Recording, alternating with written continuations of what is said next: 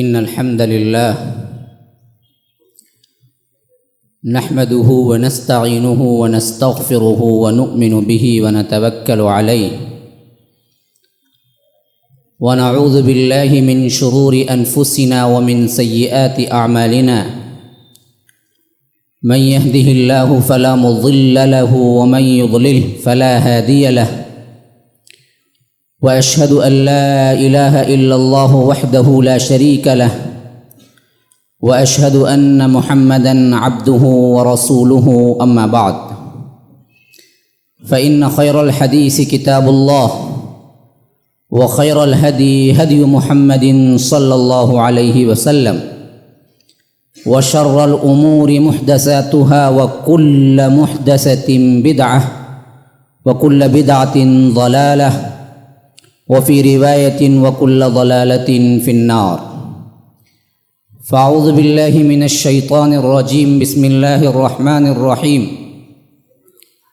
ألا لله الدين الخالص والذين اتخذوا من دونه أولياء ما نعبدهم إلا ليقربونا إلى الله زلفى وقال أيضا وما أمروا إلا ليعبدوا الله مخلصين له الدين حنفاء ويقيموا الصلاة ويؤتوا الزكاة وذلك دين القيمة اللهم أرنا الحق حقا وارزقنا اتباعه وأرنا الباطل باطلا وارزقنا اجتنابه اللهم علمنا ما ينفعنا وانفعنا بما علمتنا وارزقنا علما رب اشرح لي صدري ويسر لي أمري واحلل عقدة من لساني يفقه قولي برادران اسلام، واجب الاحترام بزرگوں، دوستوں اور عزیز ساتھیوں، لائق احترام ماؤں اور بہنوں، تجلیات ربانی کے زیر عنوان اللہ تبارک و تعالی کی معرفت اور بندوں کا کس طرح اللہ کے قریب ہونا، قربت، یہ دونوں اہم مضمون ہیں جن کو لے کے میں آگے بڑھ رہا ہوں۔ اللہ تبارک و تعالی کے ذات کی حیثیت سے ایمان اور اللہ تبارک و تعالی کی ذات کس شان کی ہے، اس حیثیت سے میں نے کل جو گفتگو کی ہے، آج میں چاہتا ہوں کہ مفصل طور پر اللہ تبارک و تعالی کے جملہ صفات پر توحید کے ساتھ کیسے ایمان لایا جائے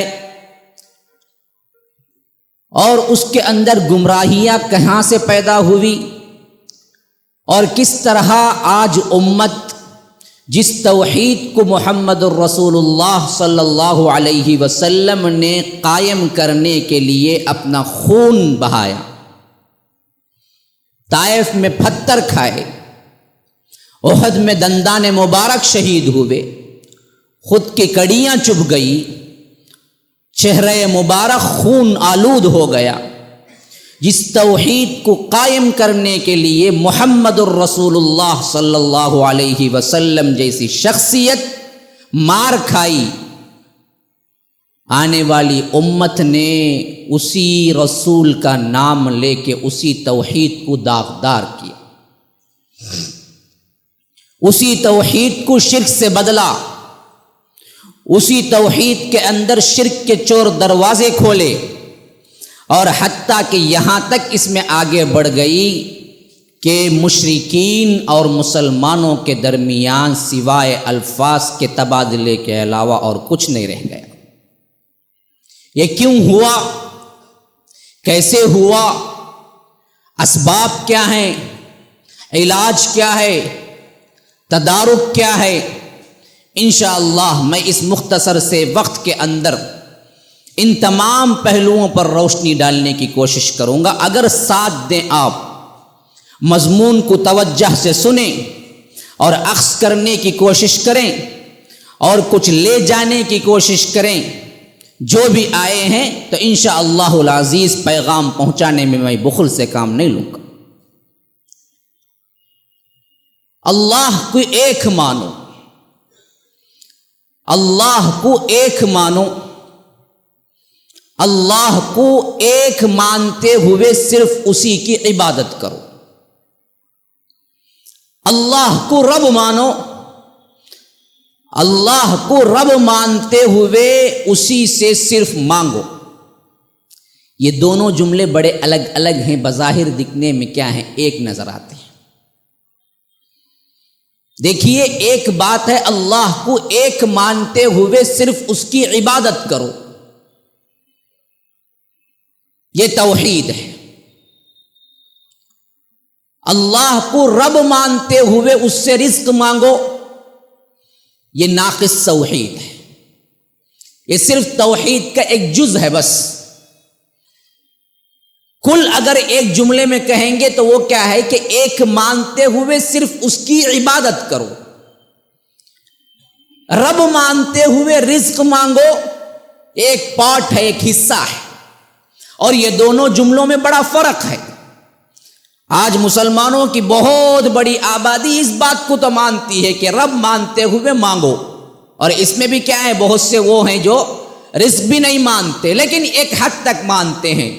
مسلمانوں میں یہ عقیدہ ہے اللہ رازق ہے، لیکن اللہ ایک ہی کی عبادت کرو، اس میں تو کیا ہے 99 نکل جائیں گے، 100 میں ایک کھڑے گا کوئی۔ مسجد میں بھی سجدہ ہے، درگاہ میں بھی سجدہ ہے، درخت پر بھی سجدہ ہے، جھنڈے پر بھی سجدہ ہے، بنڈے کے لیے بھی جھکنا ہے، تبرک کے نام پہ کیا ہے، ایسے ایسے چیزوں پر بھی سجدہ ہے کہ تصور بھی نہیں کیا جا سکتا۔ یہ دراصل کہاں بنیادی غلطی ہوئی ہے؟ بنیادی غلطی یہی ہوئی ہے کہ ایک رب ماننے کی حیثیت سے، ایک اللہ کو ماننے کی حیثیت سے ہم نے رب کو ماننا دراصل اللہ کو ماننا سمجھ لیا، لیکن ہم جو دیکھتے ہیں انبیاء کی دعوت، کسی نے ربوبیت کی دعوت دی ہی نہیں، رب ماننے کے لیے سب سے پہلا لفظ نکالا ہی نہیں، ضمن میں بات آ گئی کہ رب بھی مانو۔ حضرت نوح علیہ السلام سے دعوت شروع ہوئی، شرک وہاں سے شروع ہوا۔ کہاں سے؟ اللہ کو ایک مانتے تھے۔ کون مانتے تھے؟ آدم مانتے تھے۔ سب سے پہلے توحید اتری، حضرت آدم زمین پہ اترے، موحد تھے، شرک تو نہیں تھا۔ ان کے بیٹے ہوئے، ان میں بھی کوئی مشرک نہیں تھا، سب موحد تھے۔ ہاں، ان کے بیٹوں میں ظالم ہوا ہے، جیسا کہ میں نے بتایا تھا حابیل قابیل کا مسئلہ۔ اس میں قابیل کیا ہے؟ ظالم ہوا ہے، قاتل ہوا ہے، مشرک نہیں ہوا۔ ان کے بیٹوں میں کوئی مشرک نہیں ہوا، ظالم ہوا ہے۔ فحشکاری آئی، زناکاری آئی، ہاں، جیسا کہ بعد میں معلوم ہوتا ہے کہ قابیل نے جب وہ بچی نہ ملی تو بعد میں کیا ہے، بھگا لے گیا۔ زناکاری وہیں سے پھیلی۔ اب اس خاندان سے جتنے آتے ہیں نا، زیادہ تر وہیں سے زنا ہوتا ہے، خاندانوں میں بھی، یاد رکھ لیجیے۔ نسلیں بڑھ گئی بعد میں، حضرت آدم کی اولاد میں جیسے نسلیں بڑھی، اسی طرح کیا ہے، بعد میں اولاد آدم بھی بڑھ گئی۔ کوئی گورا ہوا، کوئی کالا ہوا، کوئی اونچا ہوا، کوئی گڈھا ہوا، کوئی قد کا چھوٹا ہوا، کوئی خوبصورت ہوا، کوئی بدصورت ہوا۔ اب دیکھیے نا، افریقہ کے لوگ یہ بھی آدم ہی کی تو اولاد ہے۔ کوئی ایک بیٹا نکلا تھا، گورے جو ہیں وہ بھی تو حضرت آدم کے اولاد ہیں، کوئی ایک بیٹا نکلا تھا۔ تو یہ سب تقسیمات ہوئی، شرک تو نہیں ہوا۔ شرک کی ابتدا اور اس کا عروج جو زمانہ ہے وہ حضرت نوح کا ہے۔ اللہ کی توحید کو پامال کرنے والی سب سے پہلی قوم حضرت نوح کی ہے۔ حضرت نوح کے دور کے اندر یہ اس کا شرک کی ابتدا ہوئی، اور یہ شرک کی ابتدا بھی تاریخی حیثیت سے ہمارے لیے بہت توجہ کے قابل ہے۔ انہوں نے ڈائریکٹ کوئی بت کبھی نہیں بنایا، ڈائریکٹ بت کو بنایا اس کو پوجا، یہ بھی بات نہیں ہے۔ شرک کی ابتدا جو ہوئی وہ دراصل بزرگ پرستی سے ہوئی، صالح پرستی سے ہوئی۔ ان کے آدم کے بیٹوں کے بیٹے، آدم کے بیٹوں کے بیٹے، ان کے 5 نام آئے ہیں قرآن میں سورہ نوح کے اندر، وَدًّا وَلَا سُوَاعًا وَلَا يَغُوثَ وَيَعُوقَ وَنَسْرًا۔ حضرت نوح نے جب دعوت دی، ان کی قوم نے پلٹ کے جواب دیا، ہم نہیں چھوڑیں گے ان کو۔ کن کن کو نہیں چھوڑیں گے؟ لا تذرن ودا ولا سواعا ولا یغوث ویعوق ونسرا، ہم ود کو نہیں چھوڑیں گے، سوا کو نہیں چھوڑیں گے، یعوق کو نہیں چھوڑیں گے، یعوق کو نہیں چھوڑیں گے، نصر کو نہیں چھوڑیں گے۔ یہ 5 نام کون سے نام ہیں؟ یہ حضرت آدم کے بیٹوں کے بیٹے، صالح ترین اس وقت کے افراد جو اللہ والے تھے، ذکر اذکار میں اپنی زندگی گزارتے تھے۔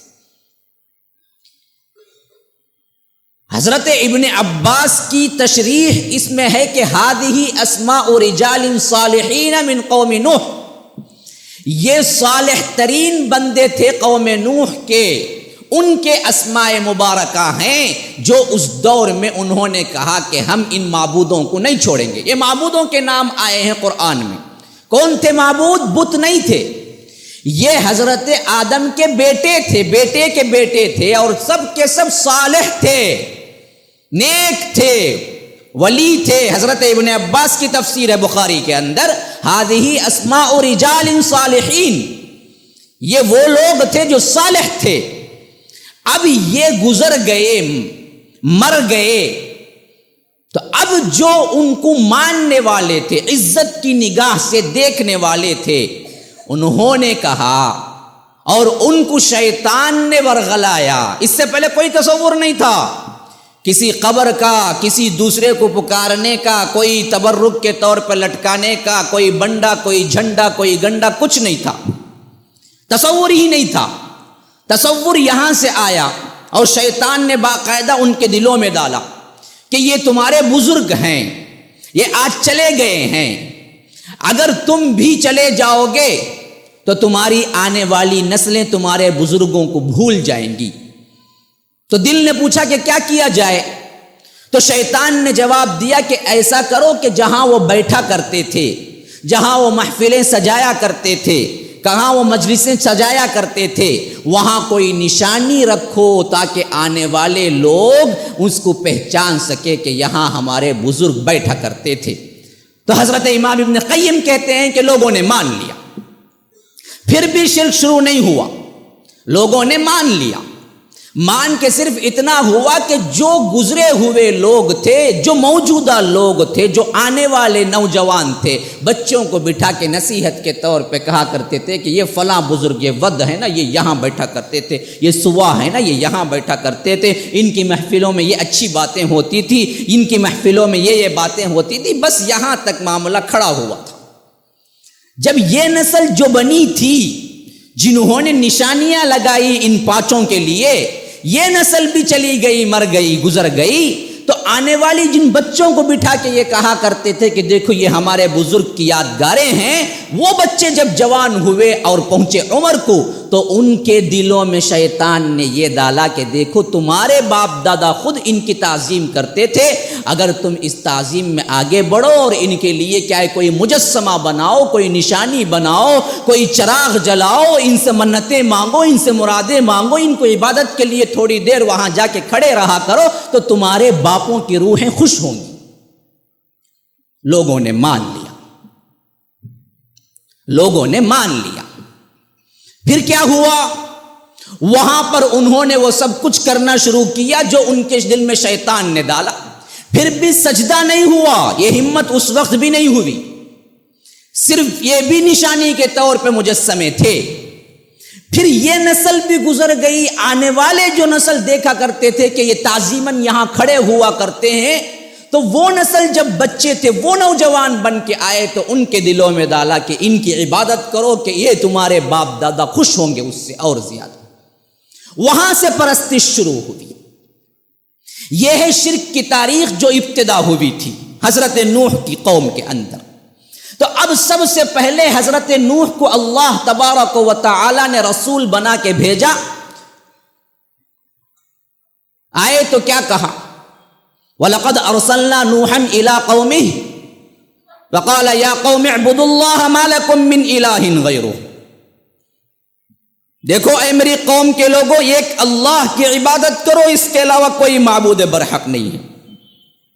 ایک اللہ کو مانو نہیں بولے، ایک اللہ کو رب مان لو یہ بھی نہیں بولے. کیا بولے؟ اللہ کو الہ مان لو، عبادت کو مختص کرو، کسی اور کے لیے نہ کرو. الہ.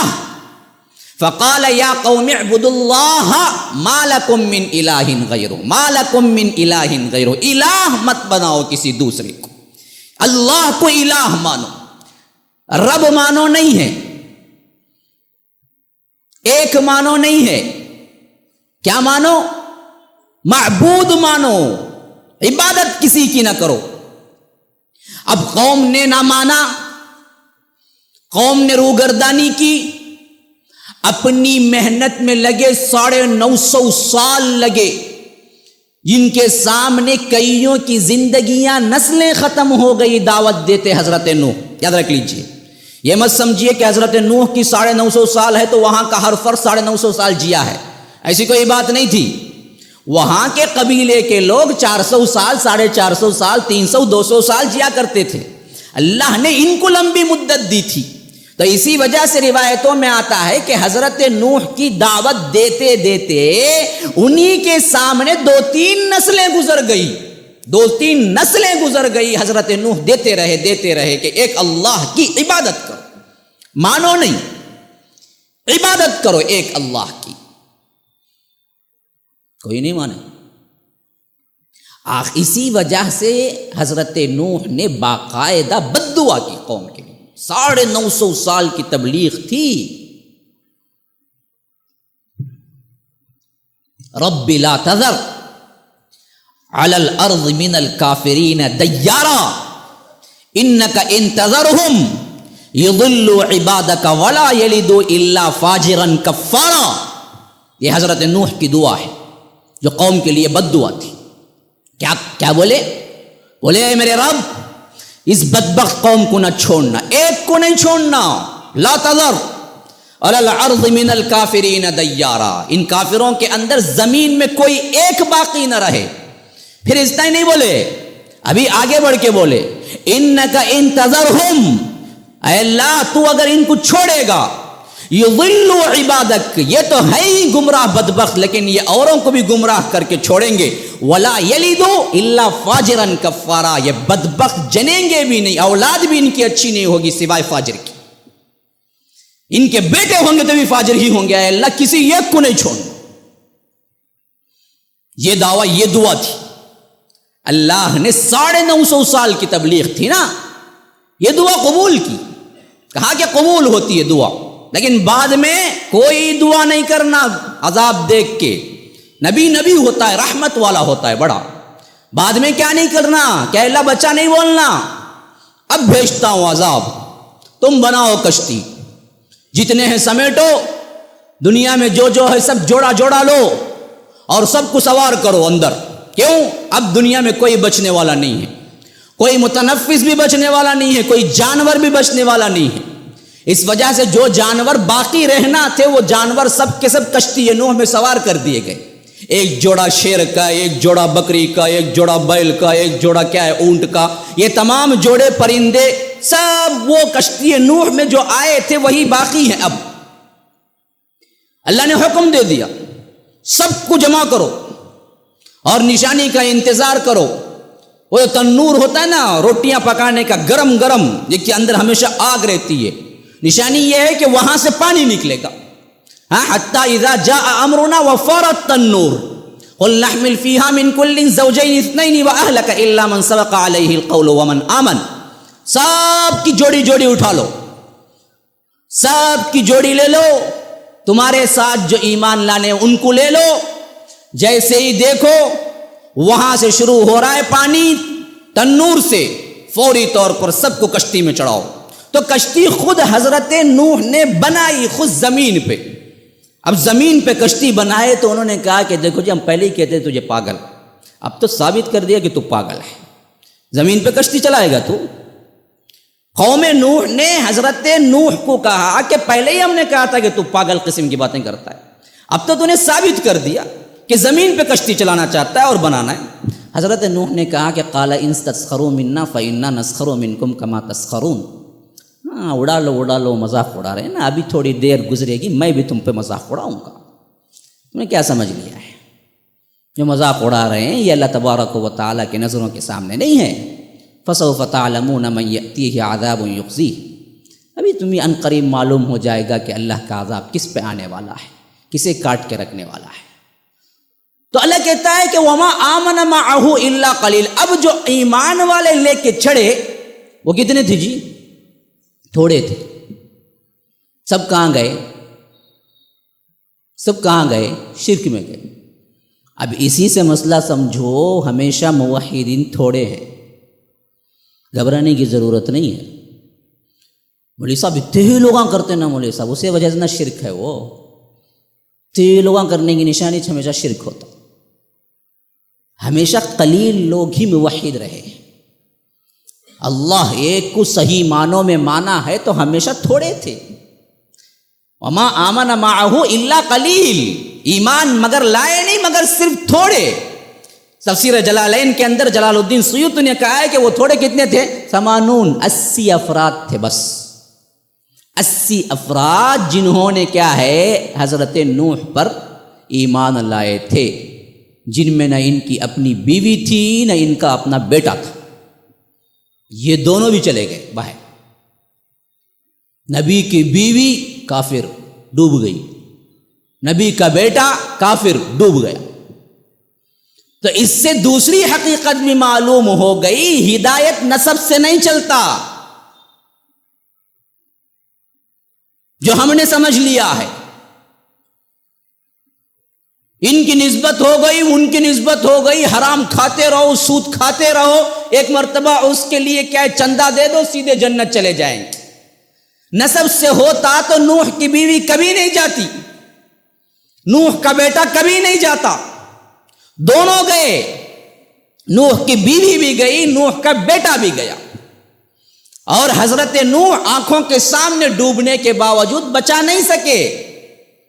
ہاں آخری وقت بھی دعوت دی تو ایمان کی دعوت دی، کہا کہ بیٹا آج تو آجا کم از کم۔ جب شروع ہو گیا طوفان، نظر کے سامنے آ رہا تھا اللہ کی نشانیاں، لیکن بدبخت تھا بیٹا، اتنا بدبخت تھا کہ سامنے نشانی دیکھ کے بھی باپ کی کشتی میں نہیں چڑھا۔ میں اوپر جاؤں گا، پہاڑ کے اوپر رہوں گا، وہاں سے بچاؤ آ جائے گا یا میں اپنے آپ کو بچا لوں گا۔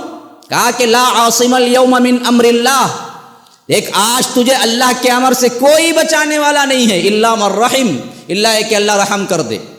اب یہ آخری گفتگو ہے، اینڈنگ پوائنٹ ہے، گویا کہ سین اینڈ ہو رہا ہے۔ اب یوں یہ بول رہے ہیں، سامنے بیٹا ہے، بارش، طوفان، اللہ کہتا وحال بینہم الموج فکان من المغرقین، ایک بہت بڑی موج اٹھی دونوں کے درمیان اور سامنے آنکھوں کے سامنے نوح کا بیٹا غرق ہو گیا، نوح کچھ نہیں کر سکے۔ فکان من المغرقین، وہ نوح جنہوں نے 950 سال دعوت دی ہے۔ نوح نوحہ سے نکلا ہے، نوحہ کہتے ہیں رونے کو، عربی میں نوحہ کہتے ہیں رونے کو۔ اللہ کی ڈر سے انہوں نے اپنی زندگی میں اتنا رویا، اتنا رویا، اتنا رویا، یہ آنکھ سے لے کر نیچے تک لکیریں پڑ گئی تھی۔ جس طرح پتھر میں پانی اگر گرتا رہے تو جس طرح لکیر پڑ جاتی ہے، اسی طرح آنسوں بہ بہ بہ بہ کے یہاں ایک لکیر پڑ گئی تھی، یہاں ایک لکیر پڑ گئی، اسی سے ان کا نام نوح پڑا ہے۔ اتنی عبادت، اتنی آہوزاری، اتنا رونا اور اتنی بڑی تبلیغ، لیکن اللہ کے آگے خود اپنے بیٹے کو بچا نہ سکے جب وہ مشرک تھا۔ آج کون آ کے بچائے گا؟ آج جو ہم سمجھ لیے ہیں کہ فلاں بچا لیں گے، فلاں کر لیں گے، ان کا دامن پکڑو، ان کی چادر پکڑو، ان پر کیا ہے نظر نیاز کرتے رہو، معاملہ صاف ہو جائے گا، اللہ کے بندو ہوش کرو۔ یہاں حضرت نوح اپنے بیٹے کو نہ بچا سکے تو اس طرح معاملہ صاف کر دیا گیا۔ یہ 80 لوگ جو اوپر پہنچے جودی پہ، اور یہ جودی آپ کو معلوم ہونا چاہیے عمومی طور پر مورخین کی، میں اب ذرا پوری تفصیل سے جاؤں گا، وقت آپ کو دینا ہے اور کیا ہے سماعتوں کو یہاں لگانا ہے، میں مضمون دیتا جاؤں گا۔ میں اب اٹھایا ہوں پوری دنیا کی تاریخ، جہاں سے شروع ہوئی تھی وہاں سے، تو اب یہ آیا ہے کہ سری لنکا میں اترے تھے اور وہاں پر ہی یہ جودی ہے۔ ہندوستان بھی معمولی حیثیت نہیں رکھتا تاریخ میں، بہت قدیم ہے ہندوستان، یاد رکھ لیجیے۔ ہندوستان میں حضرت آدم کے اتارے جانے کا بھی سب سے زیادہ ثبوت یہی ملتا ہے کہ حضرت آدم کا اتارا جانا بھی ہندوستان میں تھا۔ پھر یہ کشتی گھوم گھوم گھوم گھوم پھر کے جو آ کے ٹیری، وہ جودی، وہ بھی ہندوستان کے پہاڑوں میں سے ایک پہاڑ ہے، واستوت علی الجودی۔ بعض روایتیں اس بات کی بھی شاہد ہیں کہ حضرت آدم ہندوستان سے 100 حج کیے تھے پیدل چل کے ہندوستان سے، اور ان کا گویا کہ یہ قدم بھی کیا ہوگا تقریباً کئی فیٹ زیادہ بڑا ہوگا، وہ تو کیا LIC بلڈنگ سے بھی اونچے تھے، 60 لمبے، 60 ہاتھ، فٹ بھی نہیں ہے، ہاتھ 60 ہاتھ لمبے تھے اور 7 ہاتھ چوڑے تھے، 7 ہاتھ چوڑے۔ اب چلتے ہوں گے تو کہ ایک عمارت تھی جو چل کے جا رہی تھی، 7 ہاتھ چوڑے، 60 ہاتھ لمبے۔ اب اتنے بڑے اگر ایک قدم ڈالیں گے تو یہاں رکھیں گے تو دوسرا قدم وہاں باہر پڑتا ہوگا، اس طرح انہوں نے کیا ہے حرم پہنچے اور وہاں سے کیا ہے حج کیے۔ تو یہ سب روایتیں ہندوستان کی تاریخ میں ملتی ہیں، بڑی قدیم ہے اس کی تاریخ میں، ہند کی تاریخ بھی بڑی قدیم ہے۔ تو پھر اس کے بعد یہ جو 80 لوگ آباد ہوئے، انہوں نے اسی توحید کو قائم رکھا، آگے بڑھا،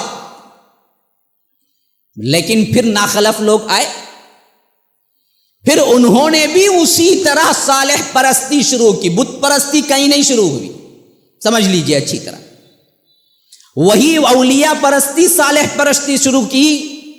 اور یہ دراصل کیا ہے جی، اس کو اچھی طرح سمجھ لیں، یہ کیوں شروع ہوتی عوام میں؟ یہ شارٹ کٹ رستہ ہے، عوام یہ چاہتی ہے، بڑا پسند آتا ہے ان کو۔ اب دیکھیے نا، اگر کوئی مولوی یہ کہے کہ بھائی دیکھو 5 وقتہ نماز پڑھو، روزے رکھو، صدقہ و خیرات کرو، اللہ سے ڈرو، شرک نہ کرو، کتنی پابندیاں ہیں، اب عوام تو کرنے سے رہی۔ اب اس طرح کے سیدھے مولوی کو ماننا ہے تو یہ خود بدلنا، جب تک مولوی اس کو نہیں مانتا ہے نہیں بات۔ اب یہ جب تک 5 وقتہ نماز نہیں پڑھتا، اپنے آپ کو تبدیل نہیں کرتا، جیسے وہ کہتا ہے شریعت کے مطابق نہیں بنتا، اگر وہ آئے پھر مولوی کے پاس، مولوی بولتا میں تو کتنا سمجھاتا ہوں تم مانتے نا، میں کیوں تمہیں اہمیت دوں جی، مولوی کی نظر میں یہ نہیں چڑھتا۔ اب مولوی کی نظر میں دوسرے طریقے سے چڑھنا ہے تو کیا کرنا ہے، مولوی کو اٹھا کے اوپر بٹھاؤ، اللہ پہ تمہیں کیا ہی مولوی صاحب، تمہارے پاؤں دھو گو پی تم مولوی صاحب میں، ہاں یہاں مولوی پھسل جاتا۔ وہ جو پہلے دیکھا تھا نا، وہ اپنے علم سے دیکھا تھا باقاعدہ، بھائی اس میں تبدیلی نہیں ہے، بھائی اسے تبدیلی لانی ہے، سیکھنا سننا ہے۔ اب یہ تو نہیں ہوا عوام سے، تو دوسرا شارٹ کٹ رستہ کیا ہے، اسی کو اٹھاؤ بٹھاؤ اوپر۔ یہ کرتے ہی کیا ہوتا، نماز پڑھو نہ پڑھو چھوڑو جی، کیا لے لگا، جو جب میں ڈال لیے تو خوش خوشی نہ تمہیں جاؤ میں بھی جاؤں، میرا کام بھی ہوگا تمہارا کام بھی ہوگا، جاتے ہیں، معاملہ ختم۔ نہ انہیں پوچھتا نہ اسے تکلیف، انہیں دیکھتا کیا ہے مسئلہ، کیا بھی کیا ہونا کرے، جب سود کھاؤ تبھی، رات میں ڈانس کرو، ناچو، رات میں زندگی کیا ہے ٹی وی کے سامنے، ہم نہ کیا جی، انہوں بولے سو ٹیمپو ان کو عزت کر کو کیا ہے پاؤں دھو کو پی لے کو لے لے جا کو دے ڈالے تو ان کا حصہ انہوں اللہ بول کو پڑ جاتے ہیں، میں اللہ بول کو میرا کام کرتا ہوں، اس میں کیا ہے آسان طریقہ۔ یہ طریقہ شروع سے پسند کیا گیا عوام کے اندر، اسی وجہ سے عموماً یہی چیز شروع ہوئی ہمیشہ۔ حضرت نوح کی توحید کو قائم کر کے ان کو سکھا کے جانے کے باوجود بھی فوری طور پر پھر بدلا، پھر شرک آیا ان کے اندر، تو وجہ کیا ہے؟ یہی شارٹ کٹ راستہ، پھر انہوں نے بھی شرک میں مبتلا ہوئے۔ وَإِلَىٰ عَادٍ أَخَاهُمْ هُودًا وَإِلَىٰ ثَمُودَ أَخَاهُمْ صَالِحًا وَإِلَىٰ مَدْيَنَ أَخَاهُمْ شُعَيْبًا۔ اب اس کے بعد بالترتیب یہ سب آئے، حضرت ہود علیہ السلام، صالح علیہ السلام، شعیب علیہ السلام۔ سیکنڈ بولے کیا؟ ایک ہی بات بولے، قال یا قوم اعبدوا اللہ ما لکم من الہ غیرہ۔ دیکھو ایک اللہ کی عبادت کرو جس کے علاوہ کوئی اور معبود نہیں ہے۔ ایک مانو نہیں بولے اس وقت پہ، یاد رکھ لیجیے، یا رب مانو نہیں بولے، بولے کیا؟ ایک اللہ کی عبادت کرو، اللہ کی عبادت ایک کرو، ورنہ وہ مانتے تھے۔ حتیٰ کہ آج بھی ہندوؤں میں ہے کڑول بڑو پریہ کڑول وہ نرگرہ، یہ کڑول ہے، وہ آج بھی تصور ہے ان لوگوں کے۔ تو یہ کیا ہے؟ یہ چھوٹے چھوٹے ہیں، وہ تک ہم نہیں پہنچ سکتے، ان کو پکڑ کے پہنچتے ہیں ہم ان تک۔ یہ جو تصور ہے نا، اس کو ہٹانے کے لیے ہی انبیاء آئے۔ وَإِلَىٰ ثَمُودَ أَخَاهُمْ صَالِحًا وَإِلَىٰ عَادٍ أَخَاهُمْ هُودًا۔ عاد کی طرف ہود کو بھیجا، ہوا کیا؟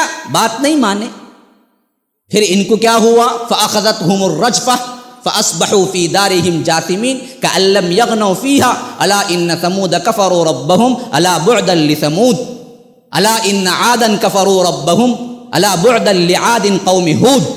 اللہ کہتا ہے کہ ہم نے ان کو پکڑا زلزلے میں اور ایسا کر دیا کہ گویا کہ یہ چلتے پھرتے زمین میں کبھی تھے ہی نہیں، ایسے مٹا کے رکھ دیا دونوں قوموں کے اندر۔ کون تھے معلوم پتہ ہے؟ یہ تھے درخت، بڑے بڑے درختوں کو گاجر مولی کی طرح اکھاڑ لیتے تھے، اٹھا لیتے تھے۔ ہاں، بڑے طاقتور تھے یہ دونوں، اور اپنے ہاتھوں سے کیا ہے ایسے ایسے تراشتے تھے گھر پتھروں میں، پہاڑوں میں، جس کا نمونہ آج بھی ہے، آج بھی ہے، دیکھنے والے دیکھ سکتے ہیں۔ ان کے اپنے مسکنوں کے اندر مشین، بڑے سے بڑے مشین بھی تراش نہیں سکتی، اتنی زبردست تراش کے رکھے ہیں اپنے ہاتھوں سے۔ یہ اتنے پاورفل تھے، لیکن کچھ نہیں چلا اللہ کے آگے، عذاب آیا، دونوں گئے۔ پھر اس کے بعد ایک وقفہ ہے، حضرت ابراہیم آئے۔ اب اس دور میں کیا تھا سب سے بڑا مسئلہ؟ اس دور میں شرک آگے بڑھتے بڑھتے عروج پا لیا تھا۔ کیسے؟ بت بھی آ گئے تھے، مناظر قدرت بھی پوجے جا رہے تھے، انسان بھی پوجے جا رہے تھے۔ حضرت ابراہیم کے زمانے کا شرک یہ تینوں طرف ہے۔ کیا کیا تھا؟ ایک تھا بت باقاعدہ، پھر اس کے ساتھ ساتھ تھا ستارہ پرستی، مناظر قدرت، چاند سورج، جو بھی مناظر قدرت ہیں آج بھی دیکھیں گے آپ، دریا کی طرف چلے جائیں صبح سویرے بہت سے لوگ کیا کریں گے؟ عبادت کر رہے ہوں گے طلوع آفتاب کے وقت، کیا مناظر قدرت کو دیکھ کے۔ تو یہ بھی آ گیا تھا مناظر پرستی۔ کیا اس کے ساتھ ساتھ باقاعدہ خود انسانوں کی بھی پوجا ہوتی تھی، جو بادشاہ ہوتے تھے ان کے لیے بھی کیا وہی درجہ تھا، یہ بھی کوئی اللہ کے اوتار ہیں۔ یہیں سے اوتار کا مسئلہ شروع ہو گیا۔ یہ جو ہے نا حلول کرنا، اللہ کسی کے جسم میں آ جاتا ہے، یہ بعد میں سب سے زیادہ ترقی کیا حضرت عیسیٰ کے دور کے بعد۔ انہوں نے کیا کیا؟ باقاعدہ مان ہی لیا عقیدتاً کہ اللہ دراصل حضرت عیسیٰ کی شکل میں آ گیا اور ایک دورہ کر کے پھر چلا گیا، وہ بیٹا تھا، یا نہیں تو باقاعدہ اللہ نے اپنی بیوی بنا لیا حضرت مریم کو، نعوذ باللہ ثم نعوذ باللہ۔ یہ صاف صاف بات تھی، اور ہندوؤں میں یہ بہت قدیم تھی بات کہ وہ گوتم بدھ میں مانتے ہیں کہ اللہ آ گیا تھا۔ اسی طرح کیا ہے، ان کے جتنے صلحاء ہیں ہندو کے اندر، ان تمام کو وہ یہی مانتے ہیں کہ ان کے اندر کیا وقتی طور پر اللہ آ گیا تھا، پھر کیا ہے دورہ کیا دنیا کا، پھر واپس گیا۔ اس وجہ سے ان کو پوجنا بھی ان کو پوجنا بھی دونوں ایک۔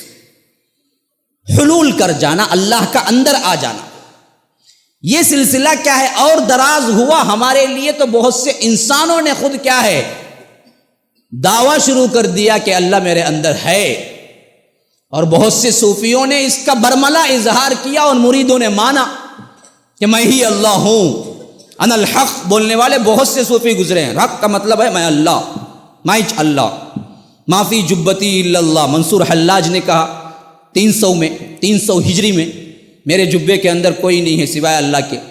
تو اللہ کا خود آ جانا یہ تصور حلول کا تصور ہے، اور یہی تصور عہد صحابہ میں بھی گمراہ فرقوں نے لے لیا۔ آپ تعجب میں پڑ جائیں گے، سب سے پہلا فرقہ جس نے اسلام کے اندر حلول کے عقیدے کو رواج دیا اور سب سے پہلی شخصیت جس پہ نظر اٹھا کے کہا کہ آپ خدا ہیں، وہ کون ہے پتہ ہے؟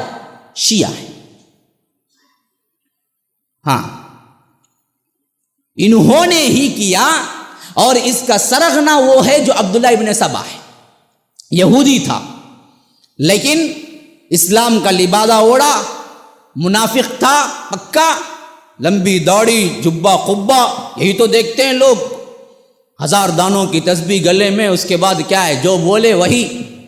ہم کہاں دیکھتے ہیں کہ شریعت پہ چلتا ہے یا نہیں چلتا ہے، قرآن کی دلیل ہے، حدیث کی دلیل ہے، وہ کہاں دیکھتے ہیں؟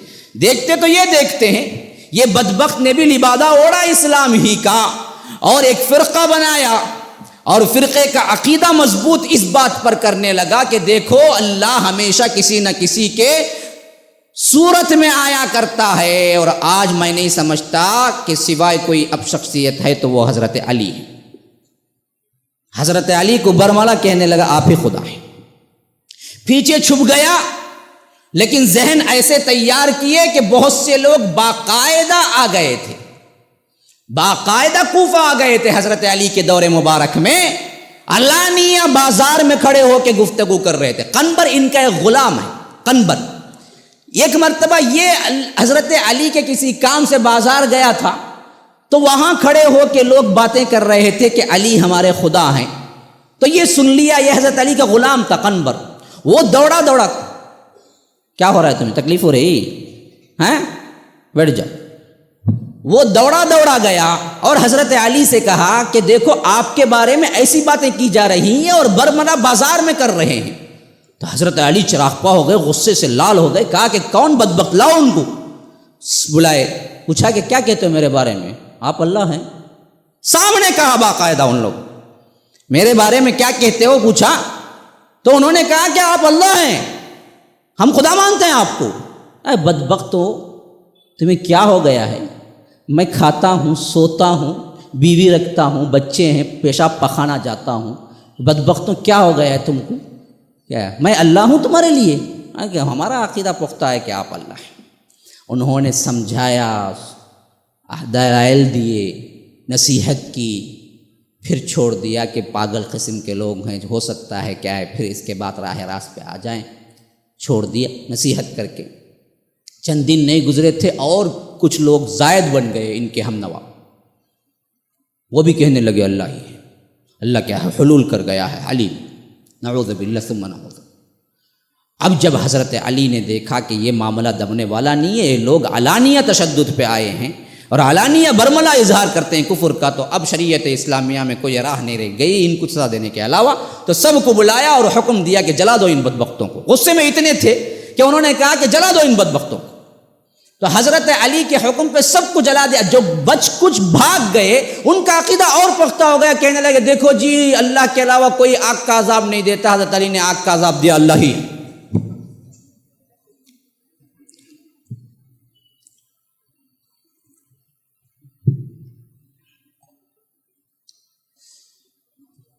یہاں سے یہ عقیدہ شروع ہوا ہم مسلمانوں کے اندر، لیکن یاد رکھ لیجئے اس کے پرتو جو پہلے ملتے ہیں وہ دراصل ہمیں ملتا ہے ہندوستان کی پرانی تاریخ اور ایران کی پرانی تاریخ۔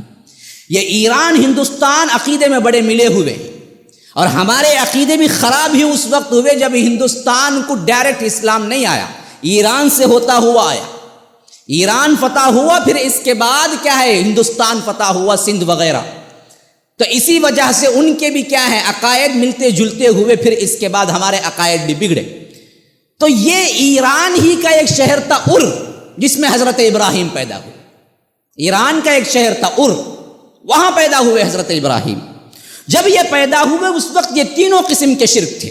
علانیہ ذات کو بھی پوجا تھا. جو بادشاہ اس وقت بنتا تھا اس بادشاہ کے بارے میں عوام کا عقیدہ ہوتا تھا کہ خدا اس کے اندر ہے، لہٰذا اس کو سجدہ کرو ڈائریکٹ، کیونکہ یہی دینے والا ہے. اب فی الوقت کو اسی کے اندر خدا ہے، تبھی تو یہ بادشاہ بنا ہے. اسی سے ہمارے اندر خود بھی ایک تصور ہے کہ بادشاہ اللہ کا سایہ ہوا کرتا ہے. ایک حدیث بھی بنا لی گئی جھوٹی، بادشاہ اللہ کے سائے ہوتے ہیں، ظل اللہ. علانیہ کہا جاتا تھا، اکبر وغیرہ جب تھا یہاں پر ہندوستان میں، اسے کہا جاتا تھا کہ ظل اللہ، تو اللہ کا سایہ ہے. یہ عقیدہ یہاں پر حدیث بنا لی گئی. بعد میں عقیدے کی گمراہیاں کہاں کہاں ہمیں کہاں بھٹکائی اور کس طرح ہمارے اندر کیا ہے گمراہیاں آئی، یہ بتانا مقصود ہے مجھے. اصل میں یہ تاریخ سمجھ جائیں گے پھر تو آج کے حالات کو خود جج کر لیں گے. کوئی کہنے کی ضرورت ہی نہیں ہے کہ مت کرو یہ کرو. سیدھی بات سمجھ جائیں اور یہ تاریخ سمجھ جائیں اللہ کے لیے. تھوڑی دیر دیکھیں. اب دیکھو ابراہیم علیہ السلام نے اسی وجہ سے ان تمام شرکوں کو زبردست تدارک کیا اور مناظرہ کیا، ڈنکے کی چوٹ پہ مناظرہ کیا. سب سے پہلے جنہوں نے مانا یہ مناظر فطرت کو، انہوں نے کہا کہ اچھا مانتے ہو جی، چلو میں بھی مان لیتا ہوں، چلو ایک 5 منٹ کو مان لیتا ہوں. ہاں کسے مانتے ہو پہلے تم؟ جن علیہ اللیل رآ کوکبا، ستارے کو دیکھا. ہاں تم اس کو مانتے ہو نا، رات کو بڑا چمکتا بڑا خوبصورت لگتا ہے، لوگ اس کی بھی پوجا کرتے ہیں. کہا کہ رہا کوکب، قال ھذا ربی، چلو یہ میرا رب ہے. کون کہہ رہا ہے؟ دیکھو اب ابراہیم کہہ رہا ہے علیہ السلام. سمجھانا مقصود ہے اصل میں عوام کو. انہوں نے کہا کہ رہا کوکبا، دیکھا ستارے کو. اچھا تم اس کو مانتے ہو نا رب؟ میں بھی کہتا ہوں، چلو جی مانتا ہوں میں بھی. قال ھذا ربی. کب تک ستارہ کب رہتا؟ رات میں رہتا. دن میں کہاں رہتا؟ نہیں رہتا، دکھتا نہیں. تو وہ رات بھر انتظار کیے سامنے. اب یہ لوگ بھی کیا ہیں، بڑے اس کے ساتھ بیٹھے ہوئے ہیں. اب تو انہوں نے مان لیا چلو بات کو. لیکن جیسے ہی رات کا پہر گزرا، ستارہ غائب ہوا. کہا کہ افلا، ارے یہ تو چھپ گیا نا جی. لا احب الافلین، ارے چھپنے والوں کو میں خدا نہیں پسند کرتا. یہ کیسے ہو سکتا ہے؟ خدا ہو تو ہمیشہ رہنا. وہ آیا چلے گیا تو میں کیسے مانوں گا؟ پھر اس کے بعد کیا کہا؟ رأى القمر، چاند کو دیکھا. قال ھذا ربی، پھر کہا کہ اچھا جس کو مانتے ہو جی اس کو ہی میں کہتا ہوں، چلو یہ بھی میرا رب ہے. فلما افل قال لئن لم يهدني ربی، جب یہ بھی ڈوبا تو اس وقت گویا کہ ان کو سمجھانا مقصود تھا مخاطب کو، اور دعا کے لیے ہاتھ اٹھا دیا. کہا کہ اے اللہ تو صحیح اگر مجھے ہدایت نہ دیا تو پھر تو میں ہدایت یافتہ نہیں ہو سکتا. پھر اس کے بعد دیکھو دن کو، سورج تو بہت بڑا ہے. رأى الشمس، کہا کہ بازغتن، ارے یہ تو کیا اتنا بڑا ہے جی. قال ھذا ربی ھذا اکبر، یہی میرا رب ہے کیونکہ یہ سب سے بڑا ہے. لیکن جب شام آئی، افلت قال یا قوم انی بریء مما تشرکون، کہا کہ اے میری قوم کے لوگوں میں بری ہوں ان شرک سے، جن جن کو تم مانتے ہو سب چھپ جاتے ہیں. اب جو نہیں چھپتا ہے میں اس کو مانتا ہوں. انی وجہت وجہی للذی فطر السماوات والارض حنیفا وما انا من المشرکین. وہی بات ہے جو ہم نماز میں کہتے ہیں.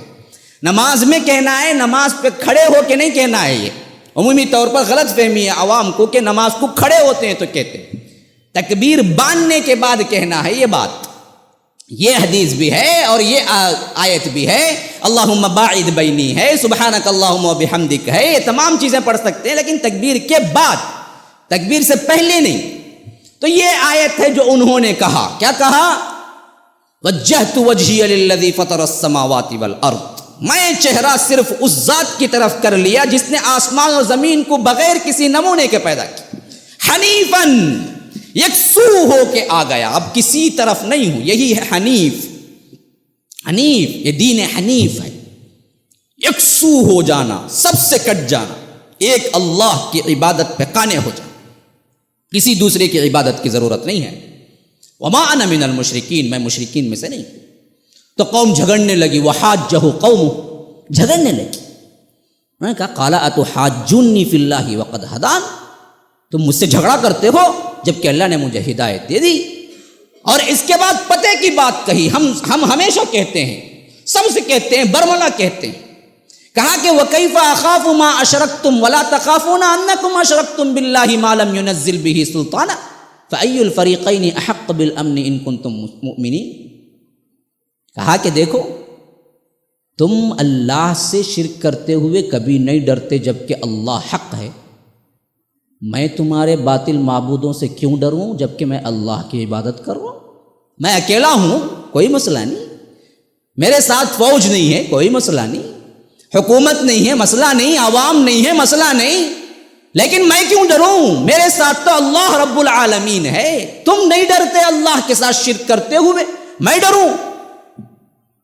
فَأَيُّ الْفَرِيقَيْنِ أَحَقُّ بِالْأَمْنِ، ان دونوں گروہوں میں امن کا، شانتی کا کون زیادہ حقدار ہے، میں یا تم؟ فیصلہ کر۔ تو یہ ایک تھا مناظر فطرت، ان سے مناظرہ باقاعدہ۔ اس کے ساتھ ساتھ انہوں نے جو بتانے قوم تھے وہاں پر، اور خاص کر اس میں ان کا خود کا باپ بھی تھا آزر وہ تھا جو بت گر بھی تھا، بت کا مقام بھی رکھتا تھا، بت فروش بھی تھا، بت بناتا بھی تھا، بت بیچتا بھی تھا، اور بت کی جگہ بیٹھ کے باقاعدہ اس کی پوجا بھی ہوتی تھی، کیونکہ وہ سب سے بڑا کیا ہے، پروہت تھا وہاں کا، سب سے بڑا مندر کا بڑا پجاری تھا، یہ ان کا باپ تھا۔ تو وہ روایتوں میں آتا ہے کہ کبھی کبھی کیا ہے، شکنجے میں کس کے کہتا کہ جاؤ جا کے ان بتوں کو بیچ کے آؤ، تو ابراہیم لے جا کے گلی میں بولتے تھے دیکھو بھائی یہ بت ہیں، کوئی نفع نہیں دے سکتے، کوئی نقصان نہیں دے سکتے، چاہے تو خرید لو۔ کون خریدتا؟ یہ کہتے رہتے، پھر شام لا کے واپس دیتے تھے، کوئی خریدا ہی نہیں تو میں کیا کروں؟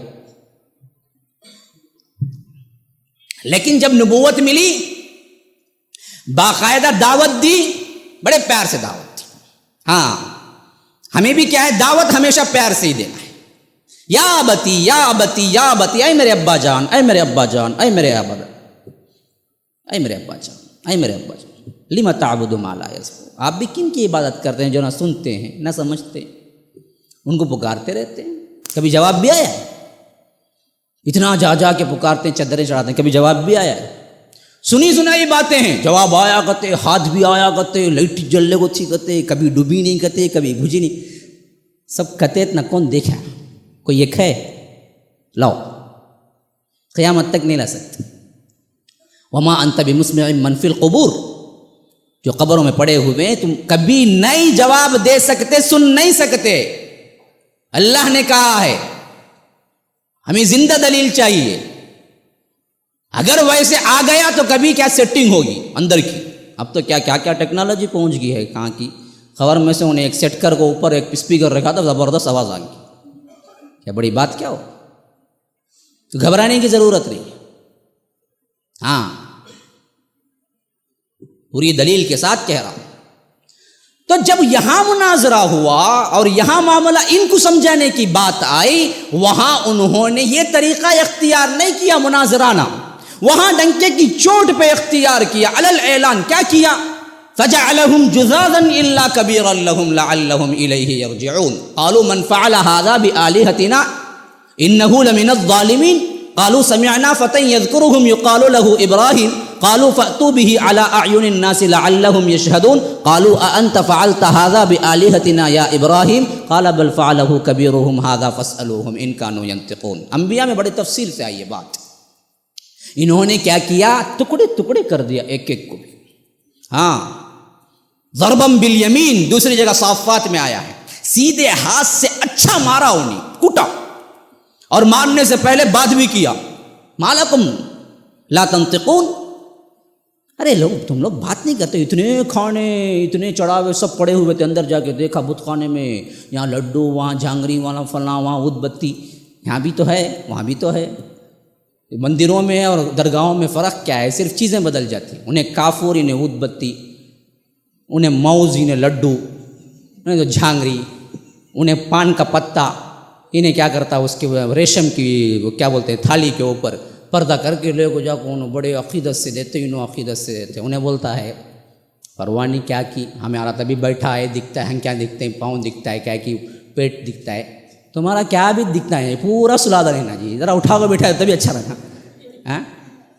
ہمیں تبھی عقل مند دکھتا کہ حقیق بنائے سامنے تبھی دکھتا ہے، دل کو تسلی تو ہے، دیکھتا ہے کہ نہیں کیوں نہیں. وہ دوسری بات ہے جو جا وہ بل مارتا اس کے پہلے اندر داخل ہوتے ہی ٹنگ ٹنگ ٹنگ، اب تبھی معلوم ہوتا ہے. اسے کہتے ہیں اس کا پجاری آکو ہے با ابھی چیپ انہیں کہاں کی جاگو رہتا اس کیسے سے معلوم نہیں کس کا کون بول کو اندر جاگو نے بل مار کو تعلق پیدا کرا تو اسے معلوم ہوتا ہاں نہیں بھائی نہیں ہمارا باب سننا اب اس کی بات ہمیں بول انہیں اٹھتا. وہاں کیا کرنا، پہلے سے ان کو مجاور کو پیسہ دیو اندر بیچتے، نہیں تو نہیں بیچتے. جی بڑی مسجد کروڑوں کی، حرم کے اندر کوئی مجاور ہی نہیں. اب دیکھیں مسجد اور درگاہ کا فرق سب سے بڑا ہے. پورا سسٹم ہی کیا ہے، اے سی کا سسٹم، کہاں بیٹھو وہاں. حرم کے نہ فین آف ہوتے نہ لائٹ آف ہوتے، یاد رکھ لیجیے. 24 آورس میں کبھی آف نہیں ہوتے وہاں کے فین، لائٹ نہیں آف ہوتے، اے سی بھی آف نہیں ہوتی. جو بنائی ہی اگر آپ اس کی ہسٹری پڑھیں گے تو حیران رہ جائیں گے. اس کے جو کنٹینرس ہیں اور اس کے جو اے سی کے اسپلٹ جو آ کر یہ ہی اسپلٹ ونڈو تو یہاں اندر لگائی گئی ہے، لیکن اس کے آؤٹ ڈورس جو ہیں نا وہ تقریباً 30 میل دور ہیں اس کے. وہاں سے آتی ٹھنڈی پائپ کے اندر جو اب تعمیر ہوئی ہے.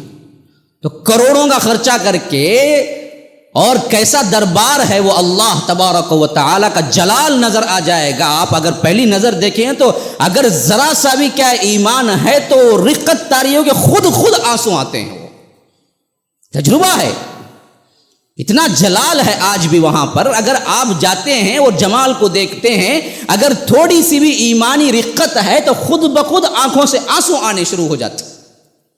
ایسا سحر رکھا ہے اللہ تبارک و تعالیٰ. 24 آورس کا 1 منٹ کوئی ایسا نہیں ہے جس میں کوئی نہ کوئی وہاں طواف نہ کرتا ہو.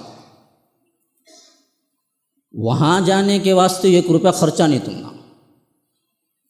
یہاں گئے کتو دینا کتو، اسے 10 روپے، اسے 5 روپے، اسے 20 روپے سب دیے بادے جنہوں اندر کیا ہے لنک لگا کو چھوڑتے ہیں، جاؤ تمہیں گھر کو.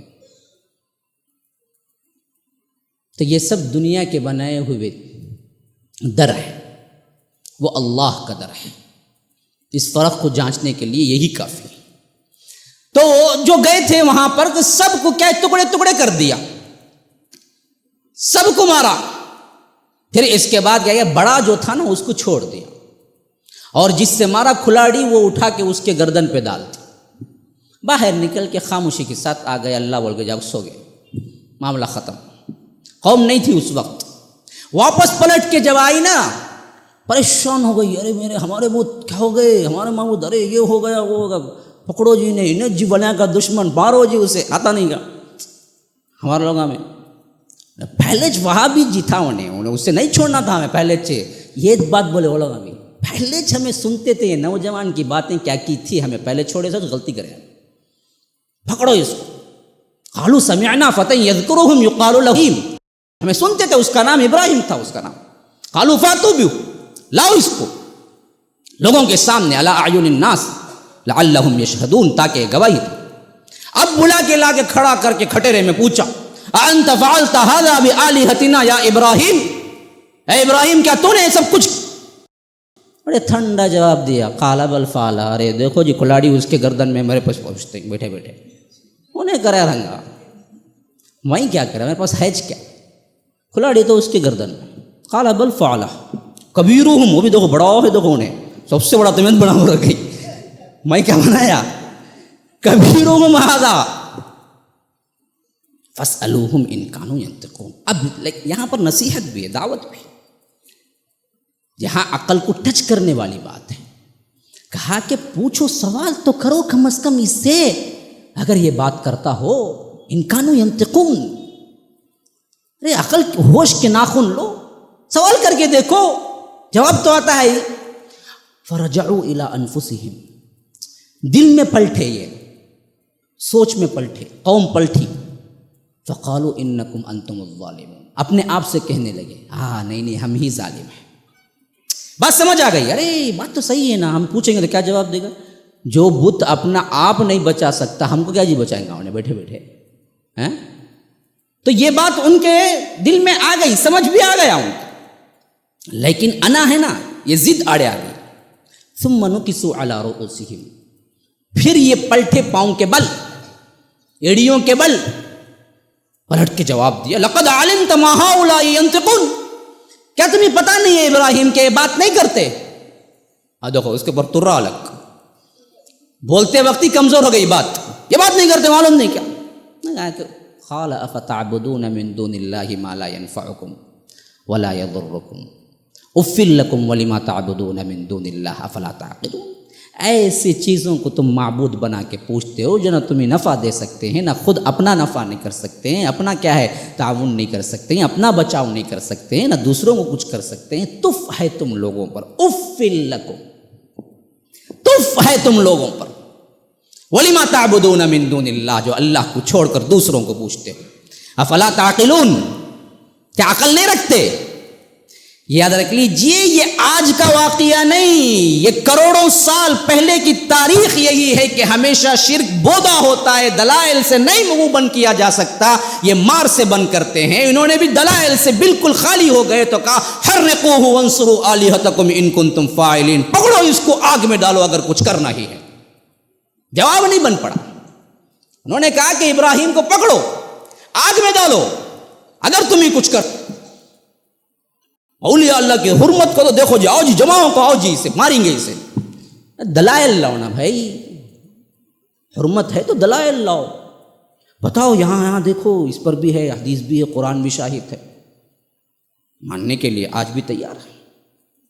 دلائل نہیں ہوتے، آوازیں ہوتی، روڈیزم ہوتا، فلاں یہ کر دیں گے وہ کرتے، اسی لیے اللہ تبارک و تعالی نے موحد اعظم حضرت ابراہیم کی زندگی میں وہ تمام مسائل لا کے بچا کے بھی نکال کے بتلا دیا کہ کوئی بھی میری امت کے اندر بھی اٹھیں گے محمد الرسول اللہ صلی اللہ علیہ وسلم کی امت میں، اور اسی طرح ڈٹیں گے تو ہم ان کو بھی بچائیں گے قیامت تک، کیونکہ یہ باقی رہنا ہے اور یہ زائل ہونا ہے۔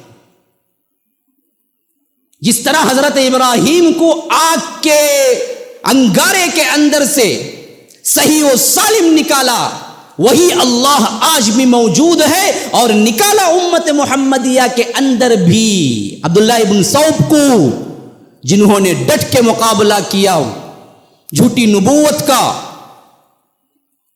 اسود غنسی، اس نے بھی باقاعدہ الاؤ تیار کیا ہم امت محمدیہ کے اندر اور ان کو آگ میں ڈلوایا، وہ بھی آگ سے صحیح سالم واپس آئے۔ طبقات ابن سعد کے اندر یہ روایت محفوظ ہے۔ حضرت عمر نے دیکھ کے کہا کہ اللہ تبارک و تعالیٰ کا کروڑا احسان ہے جس نے ہم امت کے اندر بھی ابراہیم جیسا کردار رکھنے والا ایک شخص کو پیدا کیا، اور میں نے اپنی زندگی میں اس کو دیکھا، یہ میرا شکر، اللہ تبارک و تعالیٰ کا لاکھ لاکھ شکر۔ آج بھی ہو جو ابراہیم کا ایمان پیدا آگ کر سکتی ہے انداز گلستہ پیدا، آج بھی کر سکتی ہے آگ، پھول کی توٹی بن سکتی ہے، ابراہیم کا ایمان تو پیدا کرو۔ تو یہ ایک تاریخ ہے حضرت ابراہیم تک، جس میں سب سے اہم چیز ثابت ہو گئی، یہ دراصل شرک جو ابتدا ہوئی یہ بتوں سے نہیں ہوئی، یہ صالح پرستی سے ہوئی، اور اس کی تدارک اللہ تبارک و تعالی نے ہمیشہ انبیاء کرام کو بھیج کے کیا، اور توحید خالص صرف وہی ہے جو اللہ ایک کی عبادت کی جائے، اس کا نام ہے۔ اب آگے آئیے، اگر پوری تفصیل بیان کروں یہ بات، پھر اس کے بعد اللہ تبارک و تعالی نے آخری محمد الرسول اللہ صلی اللہ علیہ وسلم کو یہ توحید کا پیغام دے کے بھیجا۔ اب یہ توحید کا پیغام جب آیا ہے، اللہ کے رسول صلی اللہ علیہ وسلم نے توحید پر صحابہ کو تیار کیا ہے، شرک کے تمام رسومات کو مٹا دیا گیا، اس کے وسائل کو بھی مٹا دیا گیا۔ کتنی احتیاط یہاں ہوئی ہے دیکھیے، آپ تعجب میں پڑ جائیں گے، کیوں؟ یہ دراصل سب سے آخری امت تھی، اس کے اندر کوئی بھی چور دروازہ نہیں ہونا چاہیے تھا، اگر ہوگا تو کل کے دن کوئی نبی نہیں آ سکتا تھا۔ اس وجہ سے اللہ کے رسول نے شروع سے ہی یہ تعظیم پرستی کی جڑ کاٹ کے رکھ دی، کیوں؟ یہ شرک کی ابتدا بنتی ہے، اس وجہ سے کیا کر دیا؟ تعظیم پرستی ہی کی جڑ کاٹ دی۔ سب سے پہلے اللہ کے رسول آتے وقت صحابہ کا اٹھنا پسند نہیں کرتے تھے، سخت تنبیہ کرتے تھے کہ اللہ کے رسول کے لیے خاص اٹھا کریں، اللہ کے رسول کبھی پسند نہیں کرتے تھے، اور صاف ڈکلیئر بھی کر دیا تھا کہ اگر کوئی چاہے کہ وہ آئے اور لوگ اس کے لیے تعظیماً اٹھ کھڑے ہوں تو وہ اپنا ٹھکانہ جہنم میں بنا لے۔ ہاں ابھی جتنے ہیں نا جی جبے خبے حبے والے، کیا ان کے لیے کیا کیا تعظیم کے کیا ہے مغالطے اور کس طرح کیا ہے تعظیم کیا کر گمراہیاں ان لوگوں نے عوام کو سکھا دی ہیں کہ کوئی چومتا ہے، کوئی پڑ جاتا ہے، کوئی آ کر کیا کرتا ہے پاؤں کو بوسہ دیتا ہے، کوئی آ کر سر کو دیتا ہے، کوئی کیا کرتا ہے۔ اس کے بغیر بیٹھو بولو نہیں بیٹھیں گے۔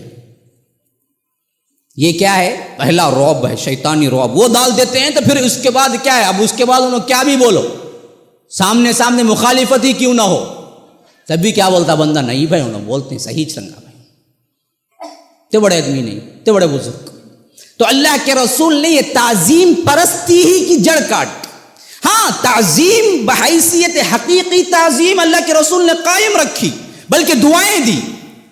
حضرت ابن عباس کہتے ہیں کہ ایک مرتبہ میں اپنی خالہ کے ہاں، حضرت میمونہ ام المؤمنین ہیں، یہ اللہ کے رسول کی بیوی ہیں، اور ان کی خالہ ہوتی تھی میمونہ، ان کے ہاں رات گزارا، اور اللہ کے رسول وضو کیے اور تہجد کے لیے اٹھے، تو مجھے بھی کیا ہے اللہ کے رسول صلی اللہ علیہ وسلم نے اشارہ کیا، اور میں بھی بھاگ دوڑ کے وضو کیا، اور اللہ کے رسول صلی اللہ علیہ وسلم کے بائیں طرف کھڑا ہو گیا، تو اللہ کے رسول یوں کان سے پھرا کے دائیں طرف کھڑا کر دیے۔ یہ اصول ہے نماز پڑھنے کا، دو افراد ہیں تو ایک دوسرا کیا ہے بائیں نہیں کھڑے ہونے چاہیے، دائیں، اور اس کے بعد امام کھڑا ہونا چاہیے۔ اور اللہ کے رسول نے یوں گھما پھرا کے کیا کیا کہ سیدھے بائیں طرف سے دائیں طرف کر دیا، اور اللہ کے رسول نماز شروع کیے تو جیسے ہی اللہ کے رسول برابر کر کے چھوڑا کان، میں پیچھے ہو گیا۔ پھر